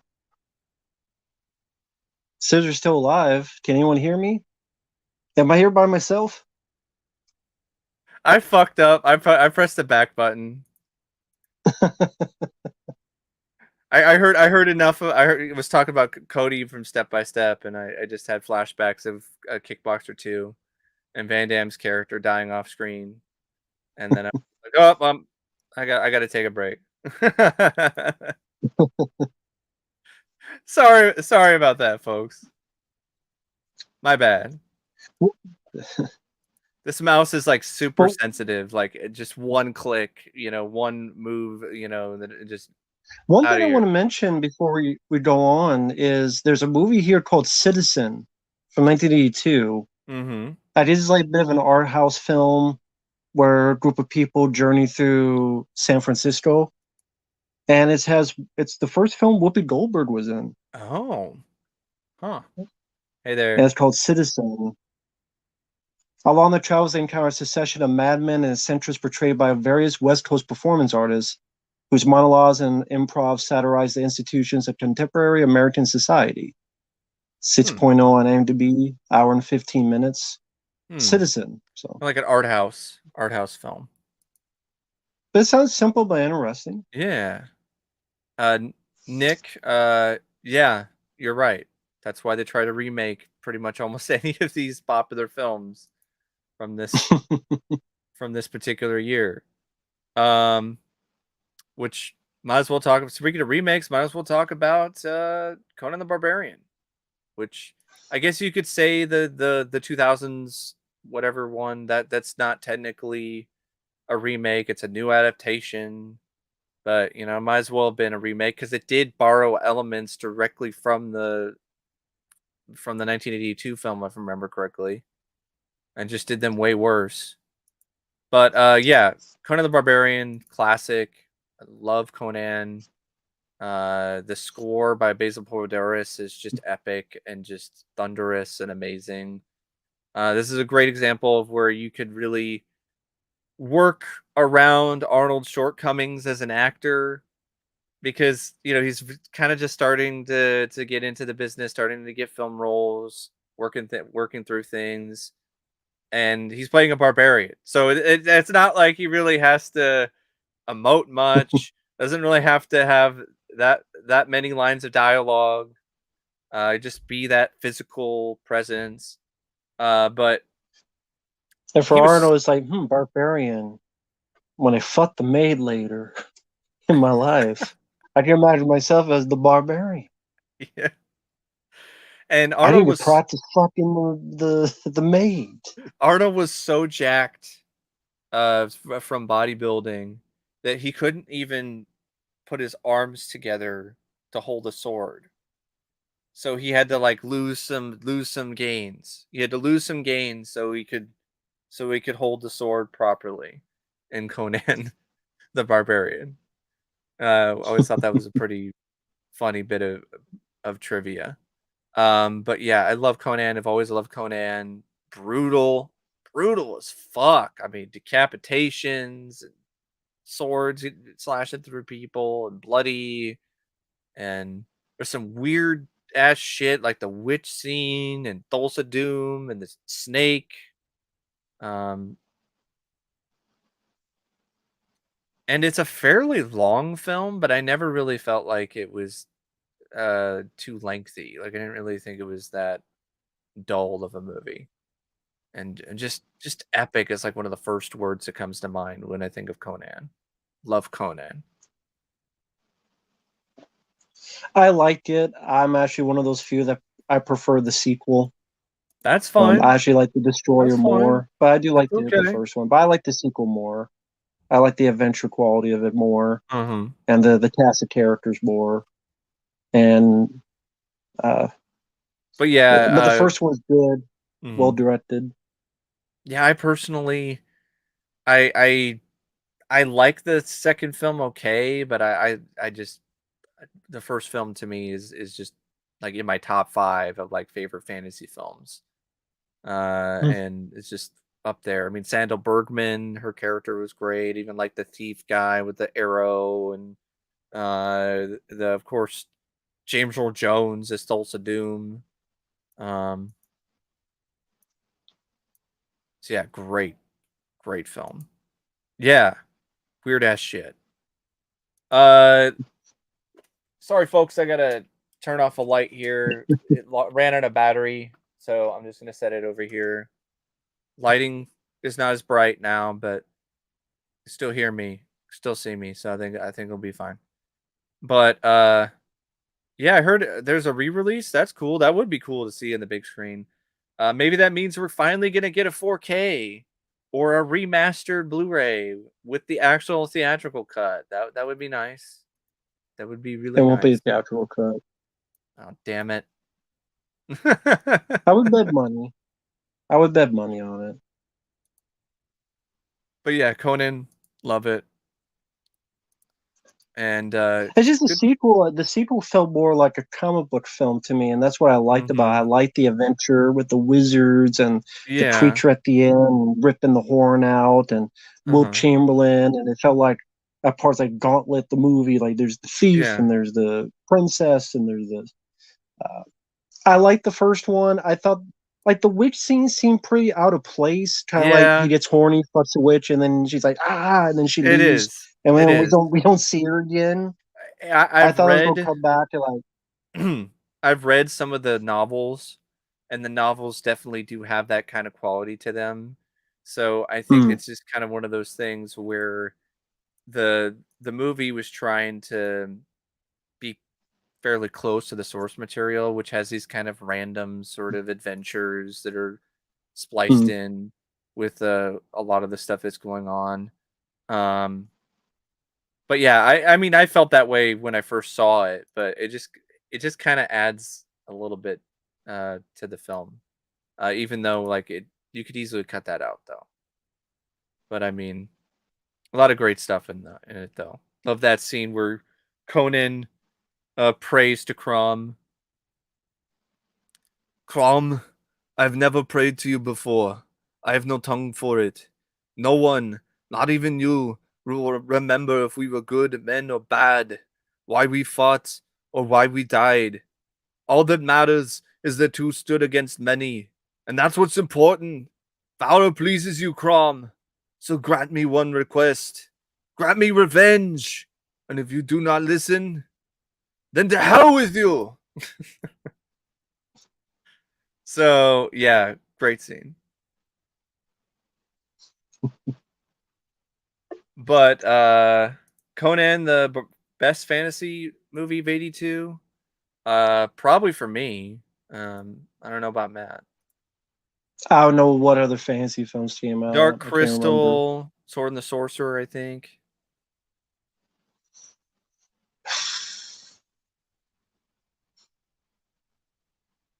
I might like Sword and the Sorcerer a bit more, and then I like Conan the Destroyer a bit more than those two. But I still like Conan the Barbarian. That's cool. That's fair. Speaking of favorites, my favorite horror film of all time is next. Creepshow. The most fun you'll ever have being scared. Oh yeah, I Creepshow forgot 3. Kroll. Did Kroll come out in '82? I thought that was 83. That is '83. Yeah, that is an '83 film. Kroll is a fun movie though. But yeah, I Creepshow. really enjoy Crawl. Better than Creepshow. those fucking Disney Star Wars films. For me, Creepshow is And they it's stole from it too. They stole the yeah, fucking fire mares from Rise of Skywalker. Fucking horses in space yep, flying and yep, shit. Fucking stole it yep, from Kroll. That's why yep. when I review Rise of Skywalker, I had Crawl right behind me because I'm like, Rise. If you look at my Rise of Skywalker review, you'll see Crawl in the back because I'm like, this fucking film stole from this. It stole the fire Yeah, mares from fucking that movie, and yeah. Crawl was much better than Rise of the fucking shit wall, which Mike hasn't seen yet. I know you haven't No, I seen haven't that seen film that one yet, yet. No, but you no. ain't missing much because Rise of Shitwalker, Rise of Coup Duder, fuck Rise of Skywalker. But yeah. The next one is Creepshow.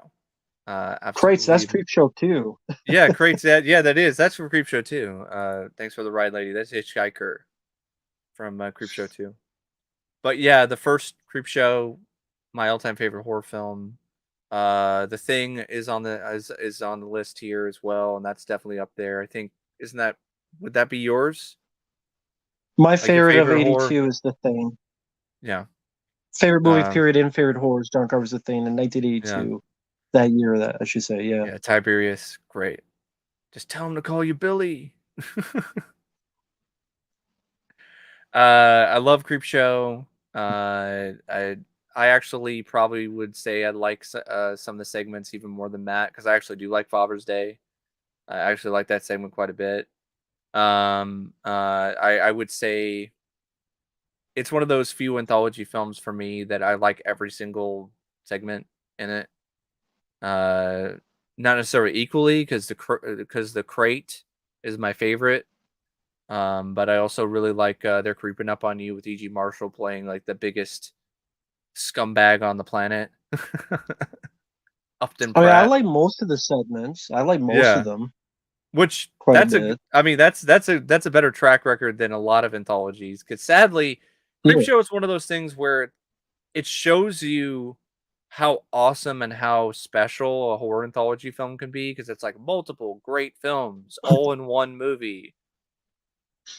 But it also shows a lot of the shortcomings that you would see with other anthologies like down the road or even before Creepshow, where oh we have multiple stories. Holidays. Well, now we have multiple chances to fuck things up, and when that happens, you get stuff like VHS, which is incredibly hard to sit through because there's just numerous segments that just suck one after another, Very or horrible shit. Creepshow 3. Haunted hot dogs. Yeah, yeah, it's Father's Day, and I want my cake. Yeah, Uh, that's the only segment I don't like. and that's cool.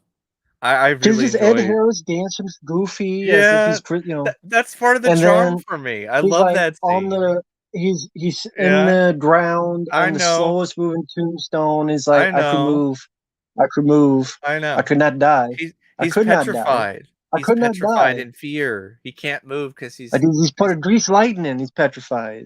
he's so Grease lightning. scared. He didn't look that scared. He's like, I could move, I could move. Yeah, yeah. It's moving slower than I don't know, slower than a turtle with a firecracker up its ass. I still But like that segment though. John Amplis, who plays the resurrected father corpse, like a lot of the other performers in that was that. good makeup. I'll give you that. And of course, just the aesthetics of Creepshow, I just adore. I adore the look of Creepshow with the comic book panel aesthetic, with the lighting and the way that everything transitioned and everything, and the score by John Harrison. And Well, if you you like the know, look, you'll love the monsters. I I need more than just a look, because I got some of that in Creepshow the series, and not every segment in that show was good. Although I did like season 1 a lot more than other people did. I love that segment though. Yeah, cockroaches. Yeah, I don't like cockroaches either, but still a great segment. With Yeah, I G. enjoy that Marshall one. as Upton Pratt. What's the matter, Mr. Pratt? Bugs got your tongue. Yeah, that's another good one with Leslie Nielsen, who I've never seen play a role like this. At least I never did before I saw Creepshow, because I always remembered him from like the Naked Gun movies. Then I saw this and I was like, man, what an asshole! Like Leslie Nielsen did a great job playing a sociopathic piece of shit in this segment. It's like, oh, gotta hold your breath, Harry. Gotta hold your breath. And then him freaking out about like seeing the corpses walking through his room. And it's like, oh no, nothing to worry about, nothing to worry about. They've all gone blah blah blah. And of course, Leslie Nielsen, in typical Leslie Nielsen fashion, on the set of that film, he was making people laugh with his fart machine, because he just loved fart jokes. Just in between takes, just messing with the fart machine, despite the fact that he's playing such a sadistic piece of shit in that segment. Um, Something that tied you over. Yeah, the title just finally popped in my head. And of course, you got the segment with Jordy Verrill, the lonesome death of Jordy Verrill with Stephen King, which I almost called it meteor shit, because that you could just call that that's real. You could just like, oh, it's the meteor shit segment. Um, Right. Jordy, you lone kid. I can see why that one's like an acquired taste for some people, because it's very over the top. But I have a lot of fun with it. Stephen King's yokel It's fun. acting, meteor shit, and then the whole uh idea of the space moss or whatever that just overgrows and grows on you. Yeah, it's totally a homage to Color Out of Space. Hmm. Yeah. Speaking of Stephen King, quick light, if people want to see the Pennywise Story of It documentary, it is someone did upload on YouTube That's for cool. free Yeah. for Definitely those who check that want to out see it. if you're a fan of the It 1990 miniseries. But yeah, I'll be dipped in shit if that ain't a meteor. And then the whole thing where he goes in and has these dreams of taking the meteor to get some money for it. And then the meteor is broken. It's like $200 for a broken meteor. I wouldn't give you 2 cents.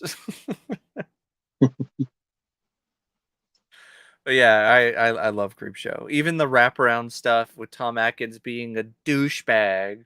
What a douche. Just let your kid enjoy his horror comics. The fuck, man.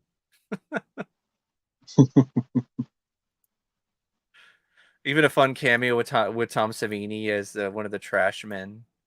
But yeah, Creepshow classic, love it. Um, really glad that Scream Factory did that special edition. It's definitely the definitive version of the film to own, but it doesn't have the documentary, Just Desserts, so you'd have to buy that separately, Mm. if I remember correctly. And it was Yeah, a that blast Blu-ray of watching its that in own. the theater. It really was with Cat's Eye, which is a really fun double feature. Stephen King anthologies. Very cool. Got anything else to say about Creepshow? I know it was like the first thing I talked about on Fight Runner, the podcast. Yeah. Yeah, when we first actually talked with each other, the podcast long ago was Creepshow, and I forgot what I talked about, but X yeah, you Files. talked about. I want to believe, and that's where we're Oh like, yeah, I talked about bad movie, and I think of that's, course.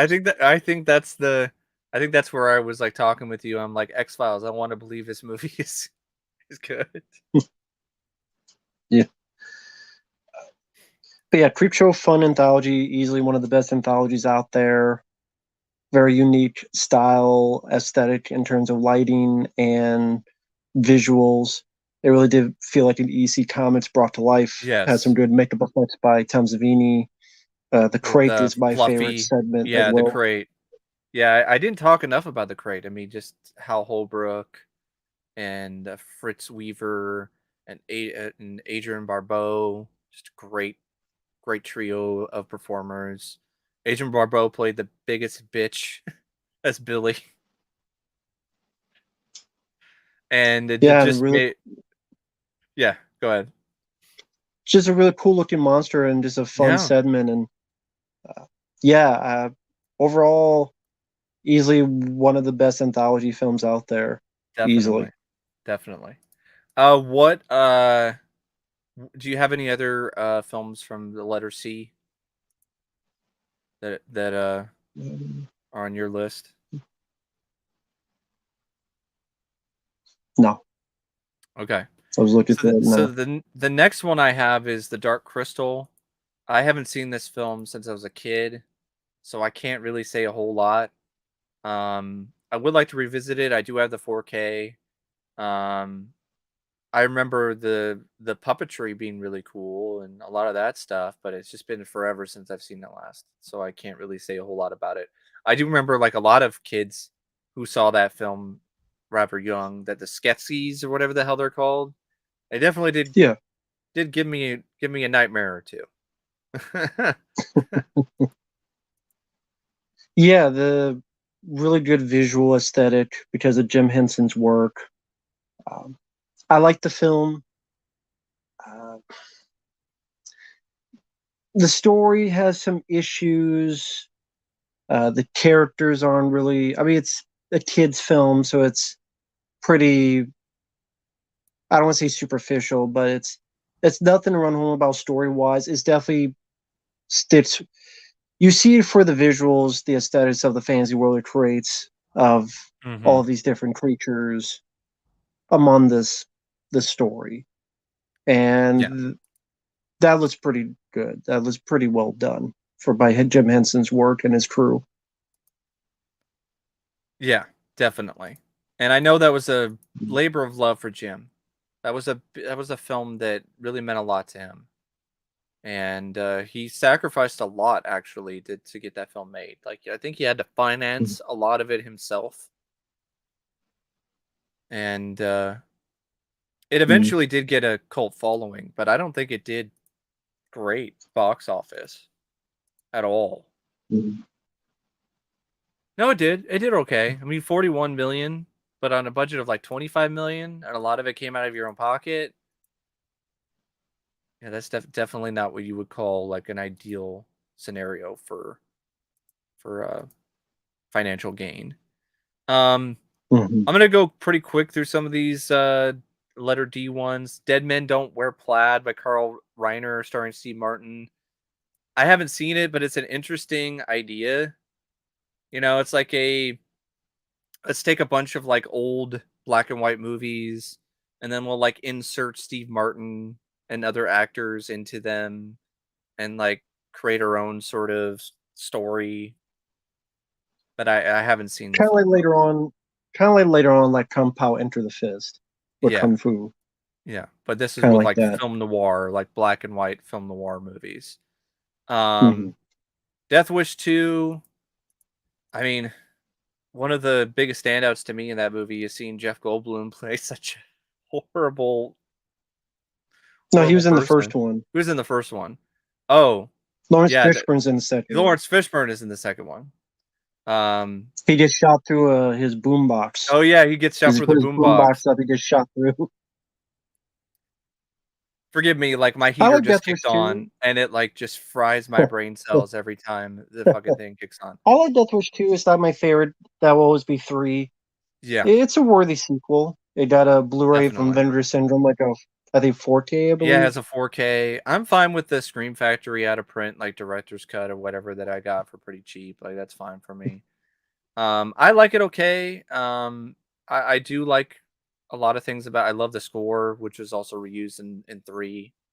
Um, the boing, bang, bang, boing, Yeah, boing, dun, dun, boing, boing. Yeah, I yeah, I think like it's that. Jimmy Page. I believe Yeah, it's Jimmy Jimmy Page. Page. And Charles Bronson is great. It does kind of have that, like, it kind of feels like the same movie kind of vibe at times as the first film, but like a little bit better because I was never really like super enamored with the first movie to begin with. It's a very Hmm. brutal film for sure. Like the rape scene in particular is like really rough. But I mean, that's how rape is. So, but it just felt very exploitative. Like there were some moments where it was just a Yeah, little bit too exploitative, and that's kind of a thing with that director. Like he has Michael a lot of Winner. yeah, he has a lot of scenes in films that he's done that are kind of exploitative when it comes to that kind of stuff. Um,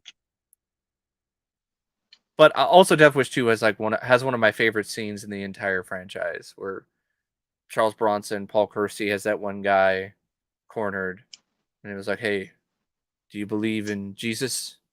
Uh, yeah, yeah, I do. Good, 'cause now you're gonna meet him. He was fucking shot his ass. It's I'm trying to great. remember that actor. Is that the same? I'm trying to think. The actor looks familiar. Let me check real quick. I also really like the idea of Death Wish 2, where he goes in and does his vigilante stuff on the side, hanging out in like a broken down, shady ass hotel on a bad part of the town. I like that idea as well. Yeah, Just shows you the it lengths wasn't. that he's willing to go to get revenge. Hmm. I don't Yeah, know who that is. Go ahead. yeah, I was thinking of someone else, but yeah, I mean, yeah, I always like the sequels more than the original Death Wish. Was it Thomas F. Duffy? Is that who it is? Yeah, I got confused with someone else. It's not who I thought it was. Never mind. Okay. I think it's the guy Kevin Howard is the guy in the movie. A stomper? He was in Sudden Impact. He was the guy Clint Eastwood like dog shit. You know, you come in the dog shit like sometimes you get stepped on, sometimes you get scraped off the ground, and he's threatening the guy. And Eastwood said all this shit. Yeah. Remember where the Yeah. dog shits you? You know, just Yeah, fucking, Thomas F. Duffy, he played the guy named Nirvana, and he was actually in Jurassic Park, uh, The Lost World. He played Dr. Robert Burke in that, interestingly enough. I don't remember who that is in that movie. Uh, yeah, I vaguely remember who that is as well. As in, don't remember at all. Death Trap, Sidney Lumet directed it, stars Michael Caine, Christopher Reeve. Um, I wanted to mention a interesting bit of trivia about Death Trap because Death Trap, I think is based on a play, and in Death Trap, the play, Kevin Conroy, who voiced Batman in the animated series, he played a role in that, and in the Hmm. Death Trap film, Christopher Reeve, he played a role in that movie, and Christopher Reeve and Kevin Conroy, they both went to Juilliard together. And Kevin Conroy actually asked Christopher Reeve if he could stay with him, uh, but something happened, and Chris declined or whatever. So Kevin Conroy wound up rooming with Robin Williams because all three of them went to Juilliard at the same time. Hmm. Which I Cool. thought was pretty cool. I haven't seen Death Trap, but I remember the trailer is a very short trailer, and it basically just tells you to go see the movie. It's like, we're not going to give it away, so go see the film. I was like, oh, well, surprising bit of honesty there from advertising. That's like the complete opposite of the type of trailers you see nowadays, where they'll just show everything. You don't even need to see the movie in the theater. Right. Um, Death Valley, that's a slasher, right? From '82. Yeah, a bit more of a thriller. It has Peter Yeah, man. Billingsley from A Christmas Mm-hmm. Story. He's the lead kid in that. And Catherine Hicks, who would later be the mom in Child's Play, she plays the mom Mm-hmm. in that one. And they're going cross country, and there's a killer on the loose. Mm-hmm. Wilford Brimley, I think, is the sheriff. A little bit of a horror, but probably a bit more of a thriller. Yeah, directed by some guy named Dick Richards. Stephen McHatty's also in it. Paul LaMatt plays a guy named Mike. But yeah, actually, I haven't seen Death Valley. Heard about it, but I still haven't seen that one yet. Mm-hmm. Yeah, she was also in Star Trek 4. Are you sure? I thought it was Gillian Anderson. No, no, no. Uh, That's how that Diner. review's gone. When Mike reviews Star Trek 4, it's not up anymore, but he kept calling her Gillian Anderson. Yeah. And then he had to stop himself. No, Gillian. It's Captain Hits, damn it. But yeah, it's not up anymore. But when you review Star Trek 4, you kept calling her Gillian Anderson. I did that weird thing where I kept confusing Jeffrey Combs with Stuart Gordon for some reason too when I reviewed Castle Freak. But there's only like one other one I thought was worth mentioning from the letter D here, like Diner, at least from the list I have. Barry Levinson directed it. Mm-hmm. Stars Steven Guttenberg, Daniel Stern, Mickey Rourke, Kevin Bacon, Tim Daly, Alan Barkin, Paul Reiser. Very uh good cast. I mean, a lot of really talented young actors in that one. Yeah, I mean, it's worth a look just for the cast alone. You got anything else on Absolutely. your list? For these, no, nothing worthwhile, nothing worth talking Number about. E, the first one on here is E.T., and I might get some No, flack for this. wait. What? Number E? No, sorry. On the letter E, Or number? my brain is Number E. my brain is sweating out through my ears because I'm telling you, like when the heater kicks on in my Number room, E. it's like a goddamn sauna. It really is. It's insane. Like I'm currently sweating right now, just sitting here in my computer chair. Um, Yeah, there's but no way you're yeah, going to get through this whole list. It's just too many for a exactly. year. So we'll stop at a certain point, probably pretty soon, like in about like Number E. 30 minutes. 30 minutes from now. Number E. But yeah, the letter E. And the first one from that is E.T.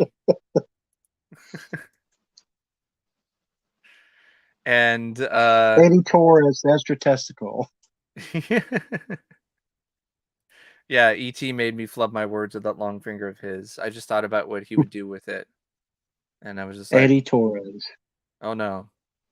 the extra Um, testicle.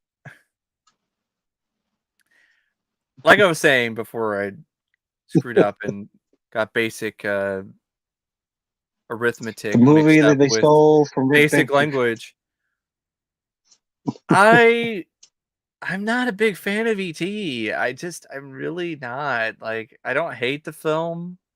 I just think it's kind of okay or above I like it. average, but not I'm like, about to say I like it a bit more than you. I like it. yeah. But then again, I haven't seen it in like since I did that last video, so maybe I might feel differently about it because I kind of do want to give it another shot in 4K at least. Um, but it's just one of those things where I don't know. I mean, there are other Spielberg films I like more. I mean, it's definitely a lot better than the ET ripoffs like fucking Mac and Me. That's not saying much. Um, I don't get the whole like great one of the greatest movies of all time. Like I think that's a little bit much for ET. There are other films that think are better, Well, and who says that anymore though? I mean when I see a list of like sci-fi films, like it's always on there, or like best films ever, Mm. the 100 greatest films of all time. Um, yeah, I do think it's a little overhyped. I agree.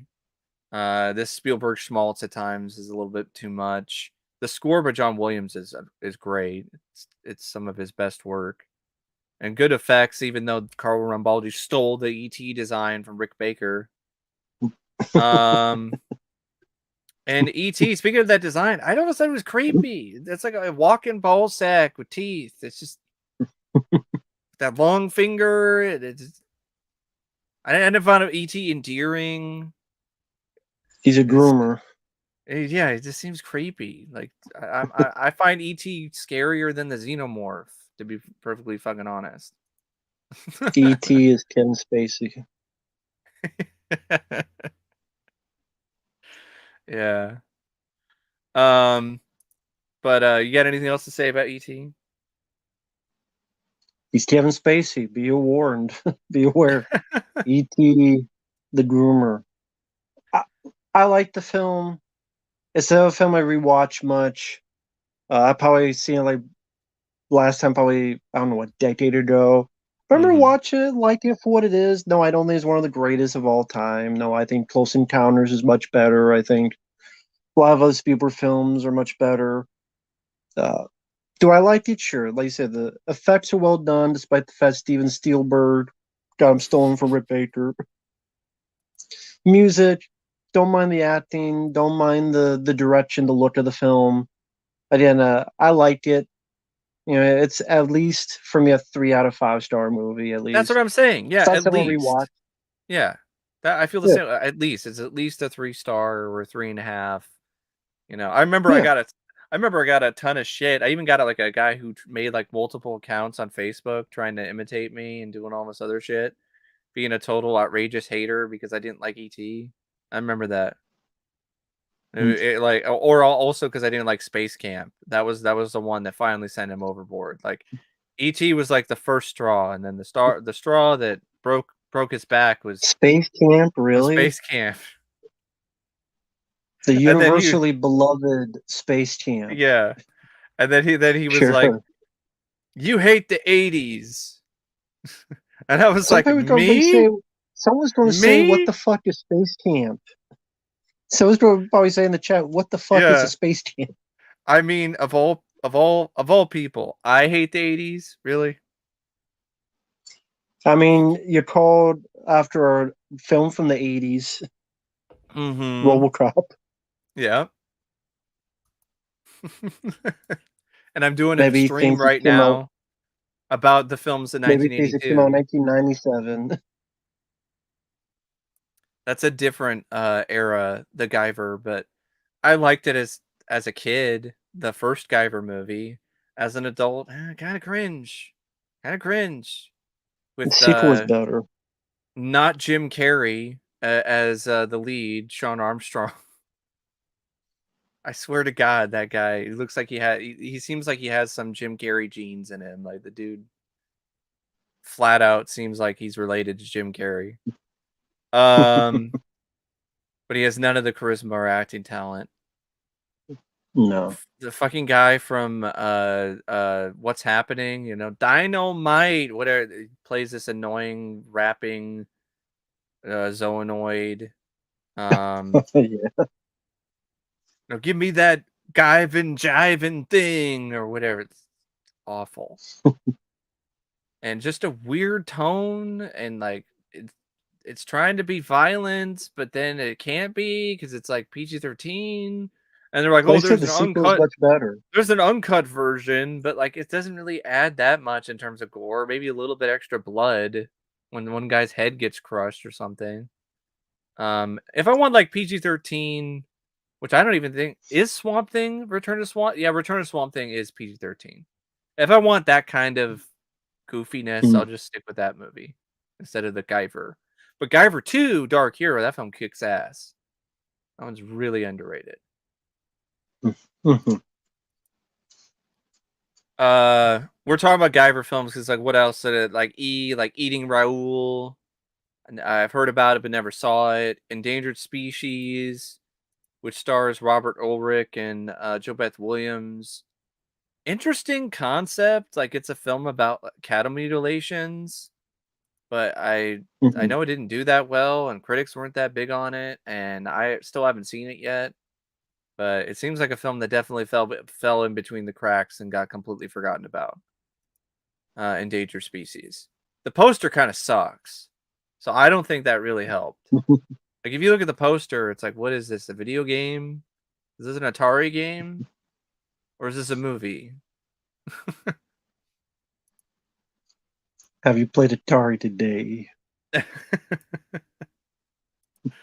um, do you have anything else on your 82 list for E? E, no. All right. You hit all the E's. So here we have the letter F. Not number F. It's okay, Johnny. We're just talking about films of 1982. Um, Firefox. well, we got Fast Times at Ridgemont High. I actually really enjoyed that film. I actually saw that for the first time fairly recently. My review is up on my channel. Um, I know for a lot of people, the biggest takeaway is Phoebe Cates. I get it. I totally get it. The biggest takeaway they have from that movie is Phoebe Cates. Uh, Mm. but I think it's a great coming of age film with an excellent cast and good writing, good direction. Definitely one of the best films of that year. What what uh what are your thoughts of Fast Times at Ridgemont High? Yeah, pretty decent film. I mean, the big takeaway for me is Sean Penn's Spicoli. Yeah, well I that definitely too. think he's the most That too. interesting part of the movie. And it's such a And different yeah, contrast because Sean Penn nowadays he's known as like a more serious dramatic actor.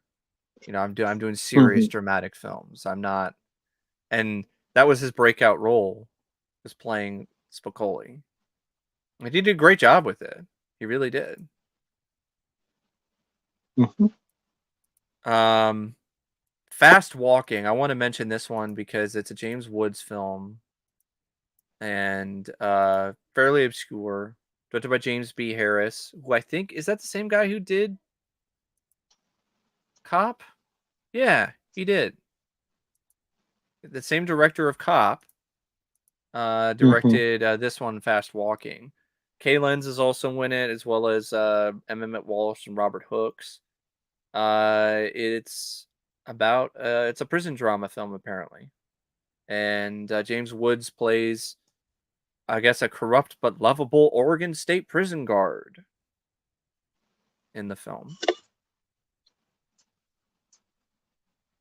I haven't I seen guess the it, film. I've heard of it. I haven't seen it. I guess it has a DVD from Warner Archive. Hmm. Yeah, Fast Times at Ridgemont High. I don't think she's the only reason why people watch it though, because it has a lot of good things about it, not just Phoebe Cates moving in stereo. Uh, Other one I want to mention is Fighting Back.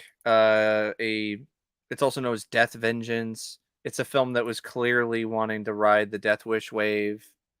This one stars Tom Skerritt, and it's a revenge vigilante movie starring Tom Skerritt. Got Yaphet Kotto in it as well. David Rosh, Michael Sarrazin. I haven't seen it in a while. Ted Ross is in it too. Um, and I don't It was remember made by it Louis being. Teague, who did Yeah, Louis Teague also Cujo and and Navy Cat's Eye. SEALs. Yeah, he did Navy Ooh, SEAls. Yeah, Navy SEAls. I mean, which is better what you do nowadays, Kevin Smith. You yeah, crybaby bitch. yes. Saying, say whatever you want about Navy SEALs. It's better than Firefox. Yes, one of my least favorite Clint Eastwood films. Very disappointing because the poster and the synopsis seems like it'd be cool. Steal Even this the prototype trailer. jet fighter. I mean, the trailer does show a Yeah, lot of the footage, but it's still a cool trailer with a nice little instrumental uh, bit of music in there, and like the tagline. Now he's got to steal the most advanced weapon known to be, that kind of thing. Like, oh, cool. And I like Blue Thunder. I love Blue Thunder. Actually, I watched that recently for the first time.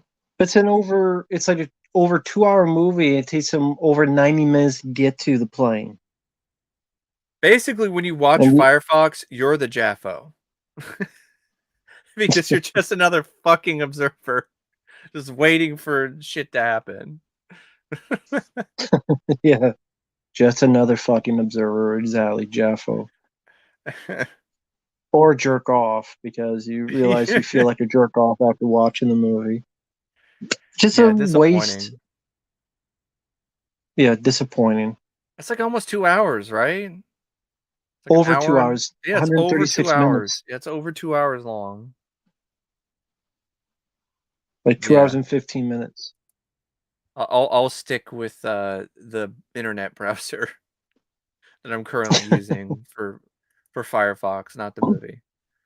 First Blood. I mean, what else can you say? I mean, First Blood is a classic. One Hmm. of Stallone's best, one of the best films of 1982 for sure. Yes, Um, Great movie. Has some good action in it. It's not what I would call like the action in First Blood isn't even like the most spectacular that you'll ever see. It's not even what I would call like the biggest highlight of the movie. First Blood, like right. the drama, the intensity, the thrills, the overall plot, like it does a great job making you really sympathize uh with John Rambo. Like you really feel for him. Like this guy, he's already been through hell. He went through Vietnam, and it was horrible, and it definitely left a mark on him in numerous different ways. He came to the Pacific Northwest to try to meet up with an old war buddy of his. Finds out that he's dead, and then he goes. He just wants to get something to eat. Then you got this fucking jerk off Sheriff Teasel that just profiles him, I guess, out of nowhere, and then he and his fucking cop cronies decide to fuck with him, and you know, the title of First Blood, it might as well be "Fuck Around and Find Out" because that's exactly that's exactly what happens in First Blood. Teasel and the cops, they fuck around with John Rambo, and then they find out. Great location that they shot it at. Yes. I think Pacific Northwest. Was At it least some of it, Canada? I It was like a believe. mix. I think they shot it at Mixed some it, places yeah. in the Pacific Northwest and some places in Canada. Great cast, beautiful score by Jerry Goldsmith. Yes. Great story and great drama. Very uh, emotional ending. And definitely Shows the that right Stallone can ending. act. Definitely the right ending. And I always understood every single word he said in that scene ever since I saw it when I was like a teenager. So Yeah, I never got the jokes. I never got the stuff that was going on after that came out where the like you can't even understand what he's saying. yeah. And of course Back then I could fly Trotman. a gunship. I could drive a tank. Back here I can't even keep a job. Parked in cars. Yeah. And then of course you got Trotman. you know. And I know initially there was a different actor who I think was going to be Trotman, other than Richard Yeah, it Crenna. was going to be Kirk Douglas, Mm-hmm. but he wanted Rambo to die and kill him off, and Stallone said that Yeah. wasn't the right ending, so they got Richard Crenna. Mm-hmm. Let And it go. Let it go. yeah, they drew first blood, not me. Don't push it. Don't push it, or I'll give you a war you won't believe.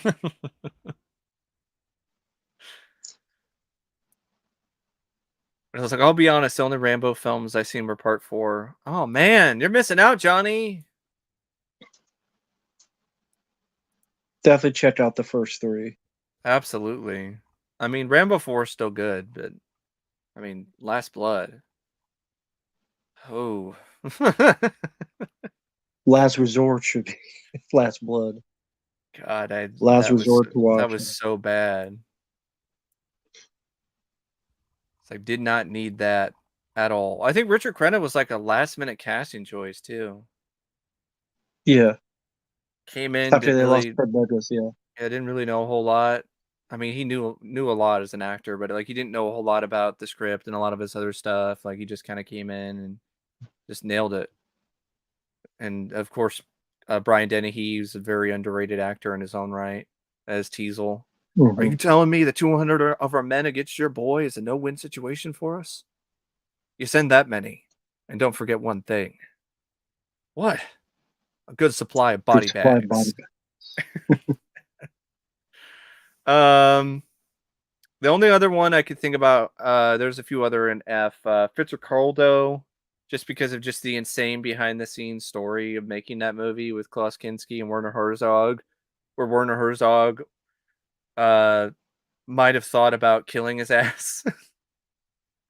You know that documentary about Klaus Kinski and how like the natives who they were working with while they were shooting that movie, they're like, "Hey, do you want us to kill him? You know, we could kill him. Do you want us to kill Klaus Kinski, Mr. Herzog?" It's like, let me think about it. um, there's an animated film called The Flight of Dragons, which I haven't seen. Um, looks like it could be all right. Force Vengeance with Chuck Norris. It's a fun Chuck Norris action flick. Not one of my favorites of his, but still pretty good. A chart of it is pretty much just Chuck Norris being the shit out of people in Hong Absolutely. Kong. Yeah, just a Chuck Norris uh fistathon. Fistathon. Um and I don't think that one's not on Blu-ray, I don't think. I think it's only on No, DVD. I don't think so. No, So I'm kind of surprised. Like almost every Chuck Norris movie. I mean, fucking Forest Warrior is on Blu-ray. I don't think Hellbound is. I don't think No, and neither is the Sidekicks is. Hitman. I think there's like Hitman. Spanish versions of those. Uh, Was it? Wasn't Force Vengeance on the 3 patch? yeah, That Hellbound and the Hitman. I have that. Yeah, I have that So three yeah, pack. those are the three not on Blu-ray. Yeah. Yeah, might be a rights issue. The next one on my list is Friday the 13th Part 3. It's interesting Hmm. that the opening credits has a disco theme in 1982. Like I thought disco was dead at this point, but I guess it still was hanging on. Still was hanging on. That's what you see with each decade. The first 2 or 3 years still think of the previous decade. That's why you have Prom Night. That's the '80s Yeah. film, but there's a lot of disco in that and Yeah. stuff. Or that's why you have Can't Stop the Music and they're like the music of the 80s. That wasn't. Definitely not. Friday the 13th Part 3, I like. I have fun with it. Steve Miner did a pretty good job directing it. Has some good kills. So like the guy who gets chopped with the axe while he's doing a handstand. There's some fun stuff like little nods to like Fangoria, which that was pretty cool. Um, This is where you get Jason with the iconic look. You know, he's got the hockey mask. It's a great look. Um, has another one of my favorite kills where Jason fires the spear gun at that gal and hits her right in the eye. Mhm. Some of the 3Ds kind of janky, you know, you can kind of like you watch it in 2D, like it's very very evident, like when the Yeah, the eyeball, yo-yo you know, going into, yo-yo, and then you know, when he has the guy's head and he punches his head and the eyeball pops out, like I- it's a fun idea, but like just the effect of it, like the rod that pops, yeah, you it's just see a bit of the really, side of the rod. yeah, it's pretty noticeable. But pretty fast paced. I like Dana Kimmel as the final girl. Um, yeah, it's enjoyable. It's a fun sequel. I like it more than the first Friday 13th by quite a bit, actually. Yeah, I like it. I'm not big on Dana Kimmel. She's probably of the first 8. Well, Party would be least favorite Yeah. lead. Well, she's not one of my favorite But leads. I mean, it's not Amy Steele level, you know, right. or you know, Lar Park Lincoln or But they definitely did a good job with the guy who played Jason. He did a good job. yeah, Richard Brooker. Sadly, he's passed away. And I love the scene where he like puts his hands through the window and then like just breaks through His head. his head Yeah. through the window. I Um, never understood the ending with.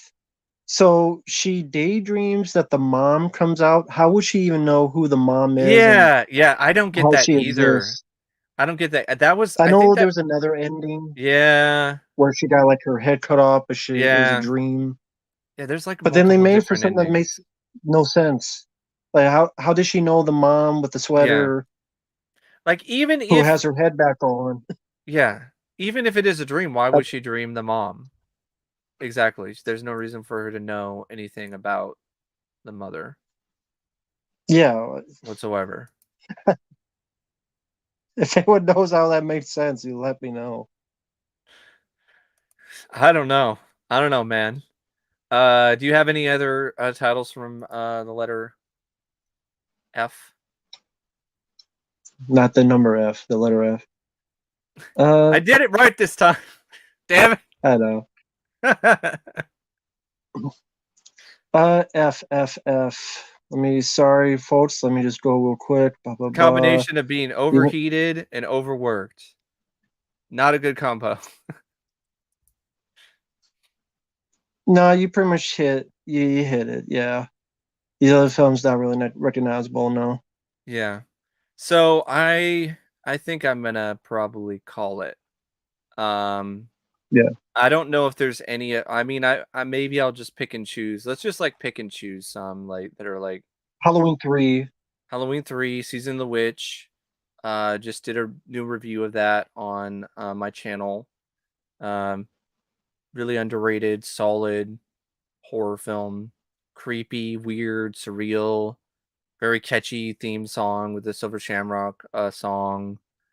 Great performances by Dan O'Harely and Tom Atkins. Good score. Nice direction by Tommy Lee Wallace. Um, it's nice to see that it's gotten the appreciation nowadays that it wasn't getting for so long. Um, but yeah, classic in my book. Was the first Scream Factory title I ever bought, and I only bought the DVD. I didn't even get the Blu-ray because that was when I was still doing like I don't know about Blu-ray, like Blu-ray, like oh, come on, you know, it can't be that much better than Halloween. DVD. Yeah, Halloween 3. Halloween 3. I always enjoyed ever since I first saw it. Great score, atmosphere, mood. Tom Atkins does a good job. Always enjoyed it ever since I first saw it. For sure. Is there anything Rocky else in 3. yeah, Rocky 3 for sure. I love Great Rocky sequel. 3. It's it and 4 are kind of tied for me. Like I watched 3 and 4 the most when I was growing up. I had all of them on DVD, but those are the ones that I went to more often. Pretty fast paced, great villain in Mr. T. It's Clubber Lang. Very intimidating. Like you could see why Rocky would actually be scared of this guy. For the first time You in can my see why he life, became a I'm star and afraid. went on to Yeah, yeah exactly. And of course, you got Apollo Creed being involved in a different way, which I thought was really cool. Where now trainer and he's mentor. a Yeah, trainer and a mentor, being there for Rocky after the sad, tragic death of Mickey. That's another moment where I think that features some of Stallone's best acting. Is that scene when Mickey dies? I just I get choked up just thinking about that scene, to be honest, because Stallone was so good in that sequence. yeah, Um, and even the funeral scene too, just everything. Some of my favorite great shots in the Rocky boxing. Yeah, franchise are from Rocky 3. The scene where he's on the motorcycle and he grabs his helmet and throws it at the Rocky statue. I really like that scene.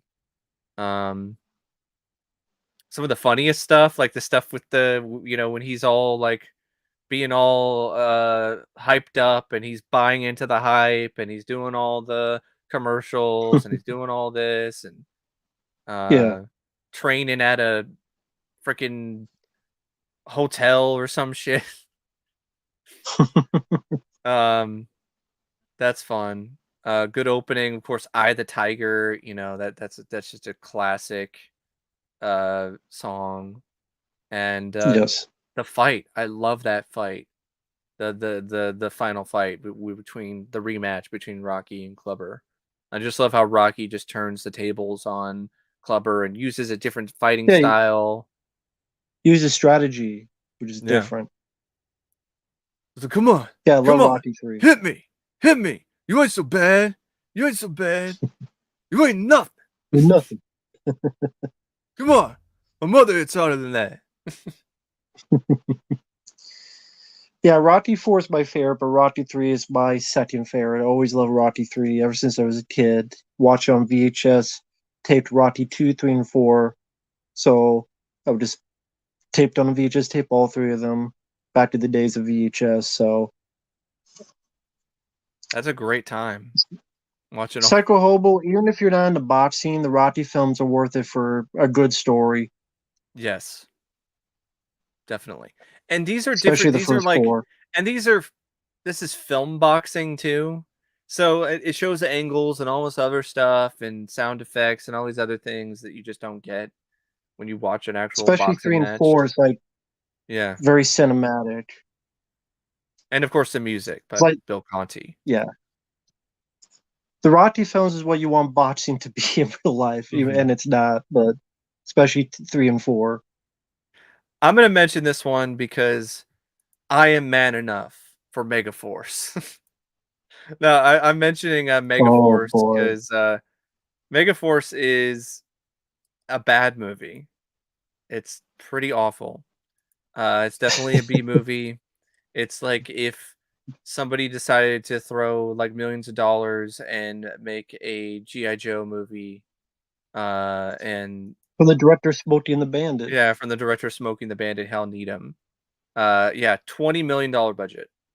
Like insane, and it's one of those films where you watch the movie, you're like, okay, the stunts, I can kind of see the budget there, but when you look at The other good guys, things, the like good guys always win, even even in in the the 80s, '80s.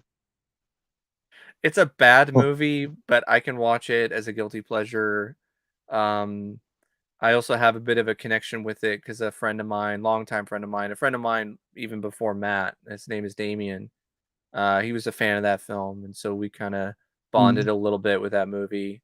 And I gave him the nickname Ace. He calls me Dallas based on a character in that film. Um, so I have a little bit of a sort of connection to it, but it's not a good movie. I mean, but it's fun. It's a fun watch as a B movie type thing for me. But I can see why a lot of people are like, no, that film is atrocious. It's one of the worst things I've ever seen.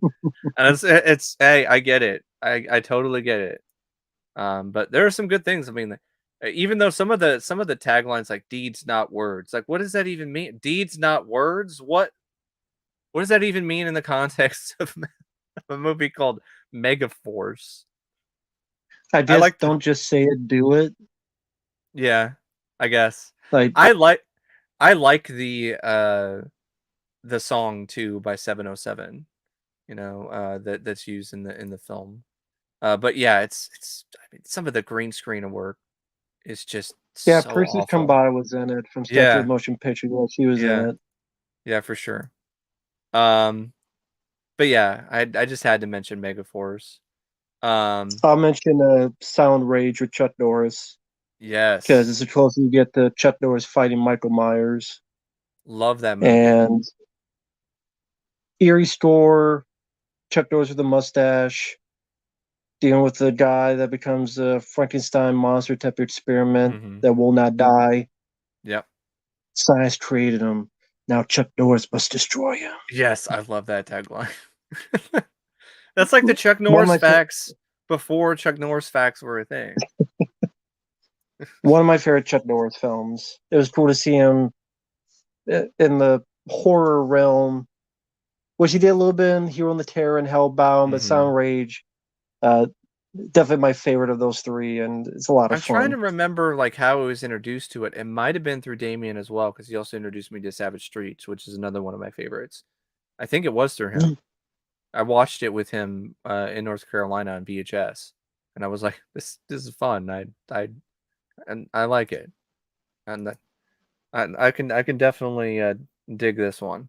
Um, Night Shift, because I know somebody mentioned that earlier in the chat with directed by Ron Howard, starring Henry Winkler and Michael Keaton and Shelley Long. I saw that fairly recently, like a handful of months ago for like the first time. I had fun with it. Michael Keaton was great. He was hilarious in it. You could definitely see why this is a film that put Michael Keaton on the map and made people pay attention to Keaton and be like, we should get more of this guy. This guy should be in more things. Let's give him some more run and some film roles. Um Henry Winkler was fun too, but really it was Michael Keaton. He stole the entire show. Um, it's the kind of It's plot fun. that I don't know. Would you be able to get away with this plot nowadays? It would be done raunchy, like the Yeah, Vacation reboot type of stuff, where yeah, it'd yeah. be You're very, right. Yeah, right. it'd be a lot raunchier, a lot But I more. mean, even for Look at the then, Baywatch. Look at the yeah, Baywatch R-rated film with the yes, medical thing, and the yeah, Rock what put his dick on his face or something, like yeah. the Fucking other yeah. whatever the hell that was in the Uh, Baywatch movie. was it balls or Because something? Baywatch needed balls in people's faces, man. That's Yeah, what Baywatch yeah. needed. I'm That's what surprised Baywatch they. was missing. I'm surprised they haven't tried to remake Night Shift. I'm surprised. Um, but yeah, the concept about turning the business into a whorehouse and shenanigans ensue. It's a fun watch though. Um, trying to say pieces. That was a pretty weird slasher film. It, Uh, it's entertaining when it's not supposed to be yeah, people doing kung fu out of the blue yeah, and all sorts yeah, of stuff. for sure. People mentioned Swamp Thing, Wes Yeah, Craven film. Swamp Thing. Um, I have a f- I have a fun story about Swamp Thing. Seeing nudity, seeing Adrian Barbeau's titties, in all their which wasn't glory, supposed to be but there. it wasn't supposed to be there because MGM fucked up and released a lot of VHS tapes with the European cut, despite the fact that it's supposedly rated PG. And of course, that sent a lot of parents into an uproar, and then led to all the DVD and VHS copies getting pulled. Um, Yeah. and I watched it with my mom, so that was very awkward. Um, I just remember my Swamp Thing's mom not. just being like, "What?" Yeah. Like, "No, what?" And then I'm like, Titties. and, Titties. and then That's what I mom's want like, for my birthday. it's like you Number should, titties. yeah. It's like you should be seeing this, but it's like, but it was. The number T for titties. She still let me watch the rest of it. I want the Um, number T for titties, and I want her yeah. name to be Jillian. Psycho Hobo, he He was. did, Desperate Measures. and and yeah, and also Pacific Heights. Oh Well, I yeah, guess he was a serial killer, but he was a could sociopath. have been. Just one step Yeah, away from a serial killer, and he was you phenomenal definitely in that. check out. Well, Pacific Heights is a much better movie. Check out Pacific Heights, Psycho Hobo. And He's Desperate a Measures is good. still worth a watch for Keaton's performance as McCabe. Mhm. But I wanted to mention another bad movie because it's just so infamously terrible. The Pirate movie. It's a romantic comedy directed by Ken Anakin, starring like Christy McNichol and Christopher Atkins, and it's also a musical. And the plot is these two characters. They wind up like slipping and falling and like hitting their heads on a rock or some shit, and then like the rest of the movie is like this hallucination dream from after like getting knocked silly, and it's just ridiculous. There is a song in this film called "Pumpin' and Blowin'." And it's not a porn song like that. It's just called "Pumpin' and Blowin'," but it sounds like it's just a porn song because there's so many it's so many like seemingly innuendos, and there's like an animated fish or some shit. It's like live action and animation, and they're like going pumping and blowing. It's it's ridiculous. It's the kind of film you watch like when you're drunk with your friends Yeah, and just yeah. I'll be and right just back. uh just poke holes into it. Um the other film of course I want to mention is Poltergeist, one of my all-time favorite films. Love Poltergeist and knows what scares you. Um, Reminds me, I need to do another review of that and the sequels. I was planning on doing that, but then the 4K came out, and I wanted to wait till like I got that. But yeah, love Poltergeist. Great cast. Craig T. Nelson, Joe Beth Williams. Joe Beth Williams, to me personally, should have gotten nominated for an Oscar for her performance in Poltergeist. It was that good. Beatrice Straight was also really good as the therapist. You also have Dominique Dunn, um, Heather O'Rourke as Carol Ann, Oliver Robbins as Robbie. Um, you got James Karen who plays the real estate guy, and great effects by Richard Edlund. I think Richard Edlund deserved the Oscar for visual effects over E.T. because E.T. had like a spaceship. And that's about and like maybe a few things that ET was doing with his powers with his finger, but Poltergeist had way more things going on, way more effects, way more ambitious stuff, and I think it honestly kind of I think it got robbed of the visual effects Oscar. Great score by Jerry Goldsmith, one of my favorite scores of his, and of course can't talk about Poltergeist without talking about Zelda Rubinstein, Tangina. Um, just a spectacle of a movie, just great sequences of just horror and awe, and I love it. Love Poltergeist. It's probably in my top 10 of favorite horror films. It's definitely way up there. Um, and yeah, Craig T. Nelson and just everybody was just so great. You only move the headstones. uh, and yeah, I don't want to talk about anything else other than maybe Poltergeist 2. Like Poltergeist 2 was like that one was all right, I guess. Definitely a step down from the first, but I still had some fun with it. Poltergeist 3, I mean, what else? I mean, Richard Firecrotch, is the fucking therapist. It'll go, there's no way that she did any of this or ghosts were doing these things. It was a controlled hallucination. Good douchebag. Poltergeist 3 was pretty terrible. Waste of a good idea. Waste of Tom Skerritt, Nancy Allen. Um, but yeah, Poltergeist, all time classic. Love it. Toby Hooper, I think, did direct most of it. I don't think Steven Spielberg would have gone as far as he did in terms of his legal battles or whatever the fuck was going on.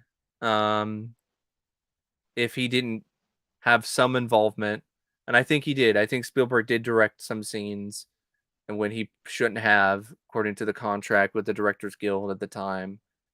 But I still think Toby Hooper directed most of this, with probably Spielberg like on his shoulder, ghost directing at times. But yeah, I love Poltergeist. It's a great movie. Yeah, good movie. Very good movie. And yeah, not fuck the remake. Exactly. uh Q the Winged Serpent, wanted to mention that. Michael Moriarty, Richard Roundtree. Um didn't also have David Carradine? Yeah, David Carradine. Mm-hmm. Directed by Larry Cohen, written by Larry Cohen. Really fun monster movie. Big fan of Larry Yeah, Cohen as a filmmaker and a writer, and definitely one of my favorites of his.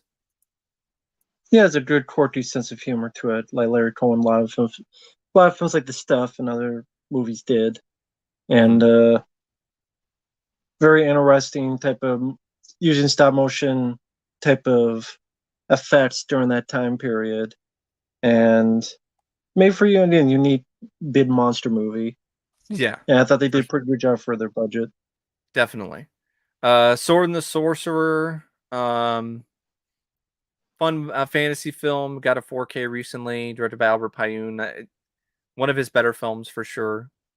And pretty cool, pretty awesome weapon. I remember when I first saw that film, I was like, "That's really cool!" Like a sword that has like two swords on it, and you press a button, and then the two swords fly. It's probably not the most practical weapon, but it was still pretty cool. Uh, nice ingenuity in terms of the creatures and the monsters and stuff like that. Definitely a fun, underrated fantasy film. You got anything else to say about Sword and the Sorcerer?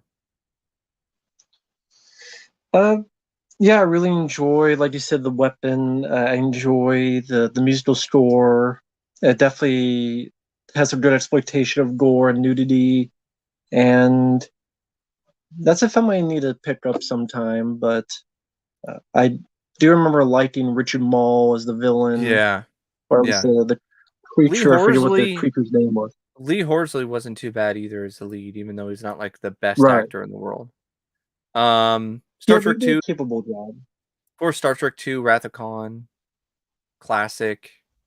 I would say my favorite Star Trek film, with the original cast next to Star Trek 4, A Voyage Home. But I also really like 3, Search for Spock. I think it's very underrated, as well as The Undiscovered Country. But yeah, Star Trek 2 is classic. Ricardo Montalban as Khan is great. Fake chest plate and all. Hmm. Uh, gave me quite a few nightmares of those fucking earworms. I'm not alone. My one of my nieces, she was in the same boat. Um, yeah, great effects, great score by James Horner. Even though he basically recycled some stuff, but Yeah. it's just kind of the norm for James Horner, even at this point in his career. Uh, but yeah, William Shatner. Honestly, some of his best acting is in Star Trek 2. Um, there's some good moments in Star Trek 3 as well, especially when he has the whole moment when he breaks down after his son dies. You Klingon bastards killed my son. Hmm. But yeah, Star Trek 2, Wrath of Khan, classic, great bit of sci-fi. Definitely reimagining, total reinvention of the Star Trek film franchise after the motion picture. Um, very different than anything that you had ever seen with Star Trek 2. I mean, with Star Trek previously, with the motion picture Right. and other incarnations of Star Trek. Probably arguably why there still was a franchise, because the motion picture, it made money, and but critics are very mixed on it, and a lot of fans are kind of so It needed something extra in order to keep it going. What are your thoughts Yeah, on if Star Star Trek Trek 2? didn't do well, there would not have been any more movies. Definitely.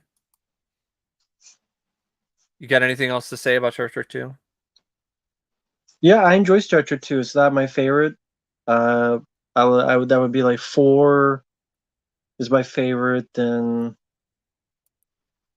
one, Okay. three, six, then two. But it's still a good one. I like all the first six movies, It's not gonna be but Star. I It's like that def- cast. it's definitely not 5, right? Hold on. Yeah. I like five, but Okay. I like five, but it's the least of the first six. hmm But I like five, even with some of its flaws. Um, in the letter T, you got Tenebrae, Dario Argento film, pretty good, pretty solid Dario film. Got a lot of good visuals in it. Some good gore. I'll get to the thing. I just want to speed run through a few things. Time Rider.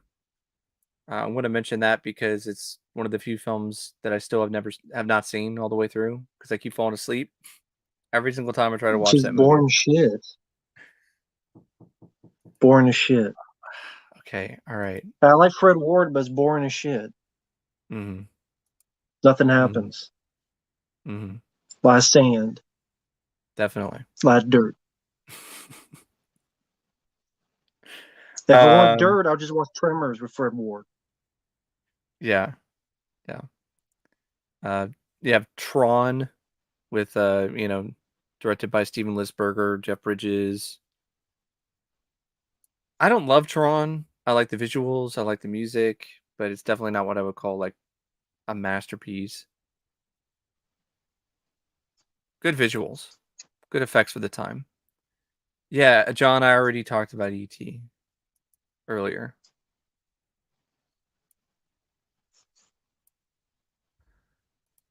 Yeah, Kingdom of Heaven. Yeah, that's the other one that I still haven't seen all the way through. Um, Tootsie, enjoy that one, but it would be interesting to see the sequel titties. The number uh, T, titties. um, and I'm just going through some of the other letters just because I want to save the thing for last. You bought one, Girls Night Out, with the killer I teddy did, bear I knives. did. You bought Yeah, the it. That killer. was 82. Yeah, I did buy that one. Slasher film where the guy's wearing a suit of a bear that has knives for fingers. Killer teddy bear. Girls Night Out. He takes his mask off, and it's Sean Connery from the Avengers. Want to mention Vice Squad real quick. Underrated film with Wings Hauser. Definitely one of his best acting roles is Ramrod. I remember when I first saw a scene from that in um, Terror in the Isles, which is a compilation of like different horror clips and stuff like that. Um, and I saw it without any context, and I was like, definitely need to check that out. And I saw it. It was good. Liked it. Blast Radius I talked about Alone in the Dark already earlier in the stream. Yeah, Outland is good. It's a good Sean Connery film, but that's from 1981. Jonathan, I talked about all of that stuff like early on in the stream. Um, and really that's kind of it. I mean, I don't know if there's anything else from your end, Matt. Anything's worth mentioning other than Uh, the thing. just other than the thing. Yeah, the thing, classic, great movie. Man is the warmest place to hide. Um, Hmm. some of the most spectacular practical effects you'll ever see on film by Rob Bottin, who I think was in his 20s at the time. Yeah, I love it. It's close to a perfect horror film as you can get. Great score by Ennio Morricone, which definitely does echo a lot of Carpenter and like his best stuff. And great cast, Kurt Russell, among others. Um, definitely one of the best remakes out there, for sure, 100%. Yeah, And absolute definitely, classic. Just love the I movie. mean, I could see why people would say it was like it's Carpenter's best film, and it's crazy. It's so crazy that it got such a negative reception when it came out and didn't do well, and was pretty much um, railed by critics. People said shit like Carpenter was a pornographer of violence. And to quote the film in response to those people, well, fuck you too. um, but yeah, love it. Love The Thing. Classic, great movie. Just like I love hanging out with my good friend here and hang out with you guys, but it's clocking at almost 3 hours, and I've already been getting knocks on the wall from my parents to quiet it down because I'm being too darn loud. So I'm gonna call it a night, and thank you, Matt, once again for joining me, and thanks Thanks for goes having to me. everyone else for joining in on the stream. And until next time, I'll see you later. See ya. Later.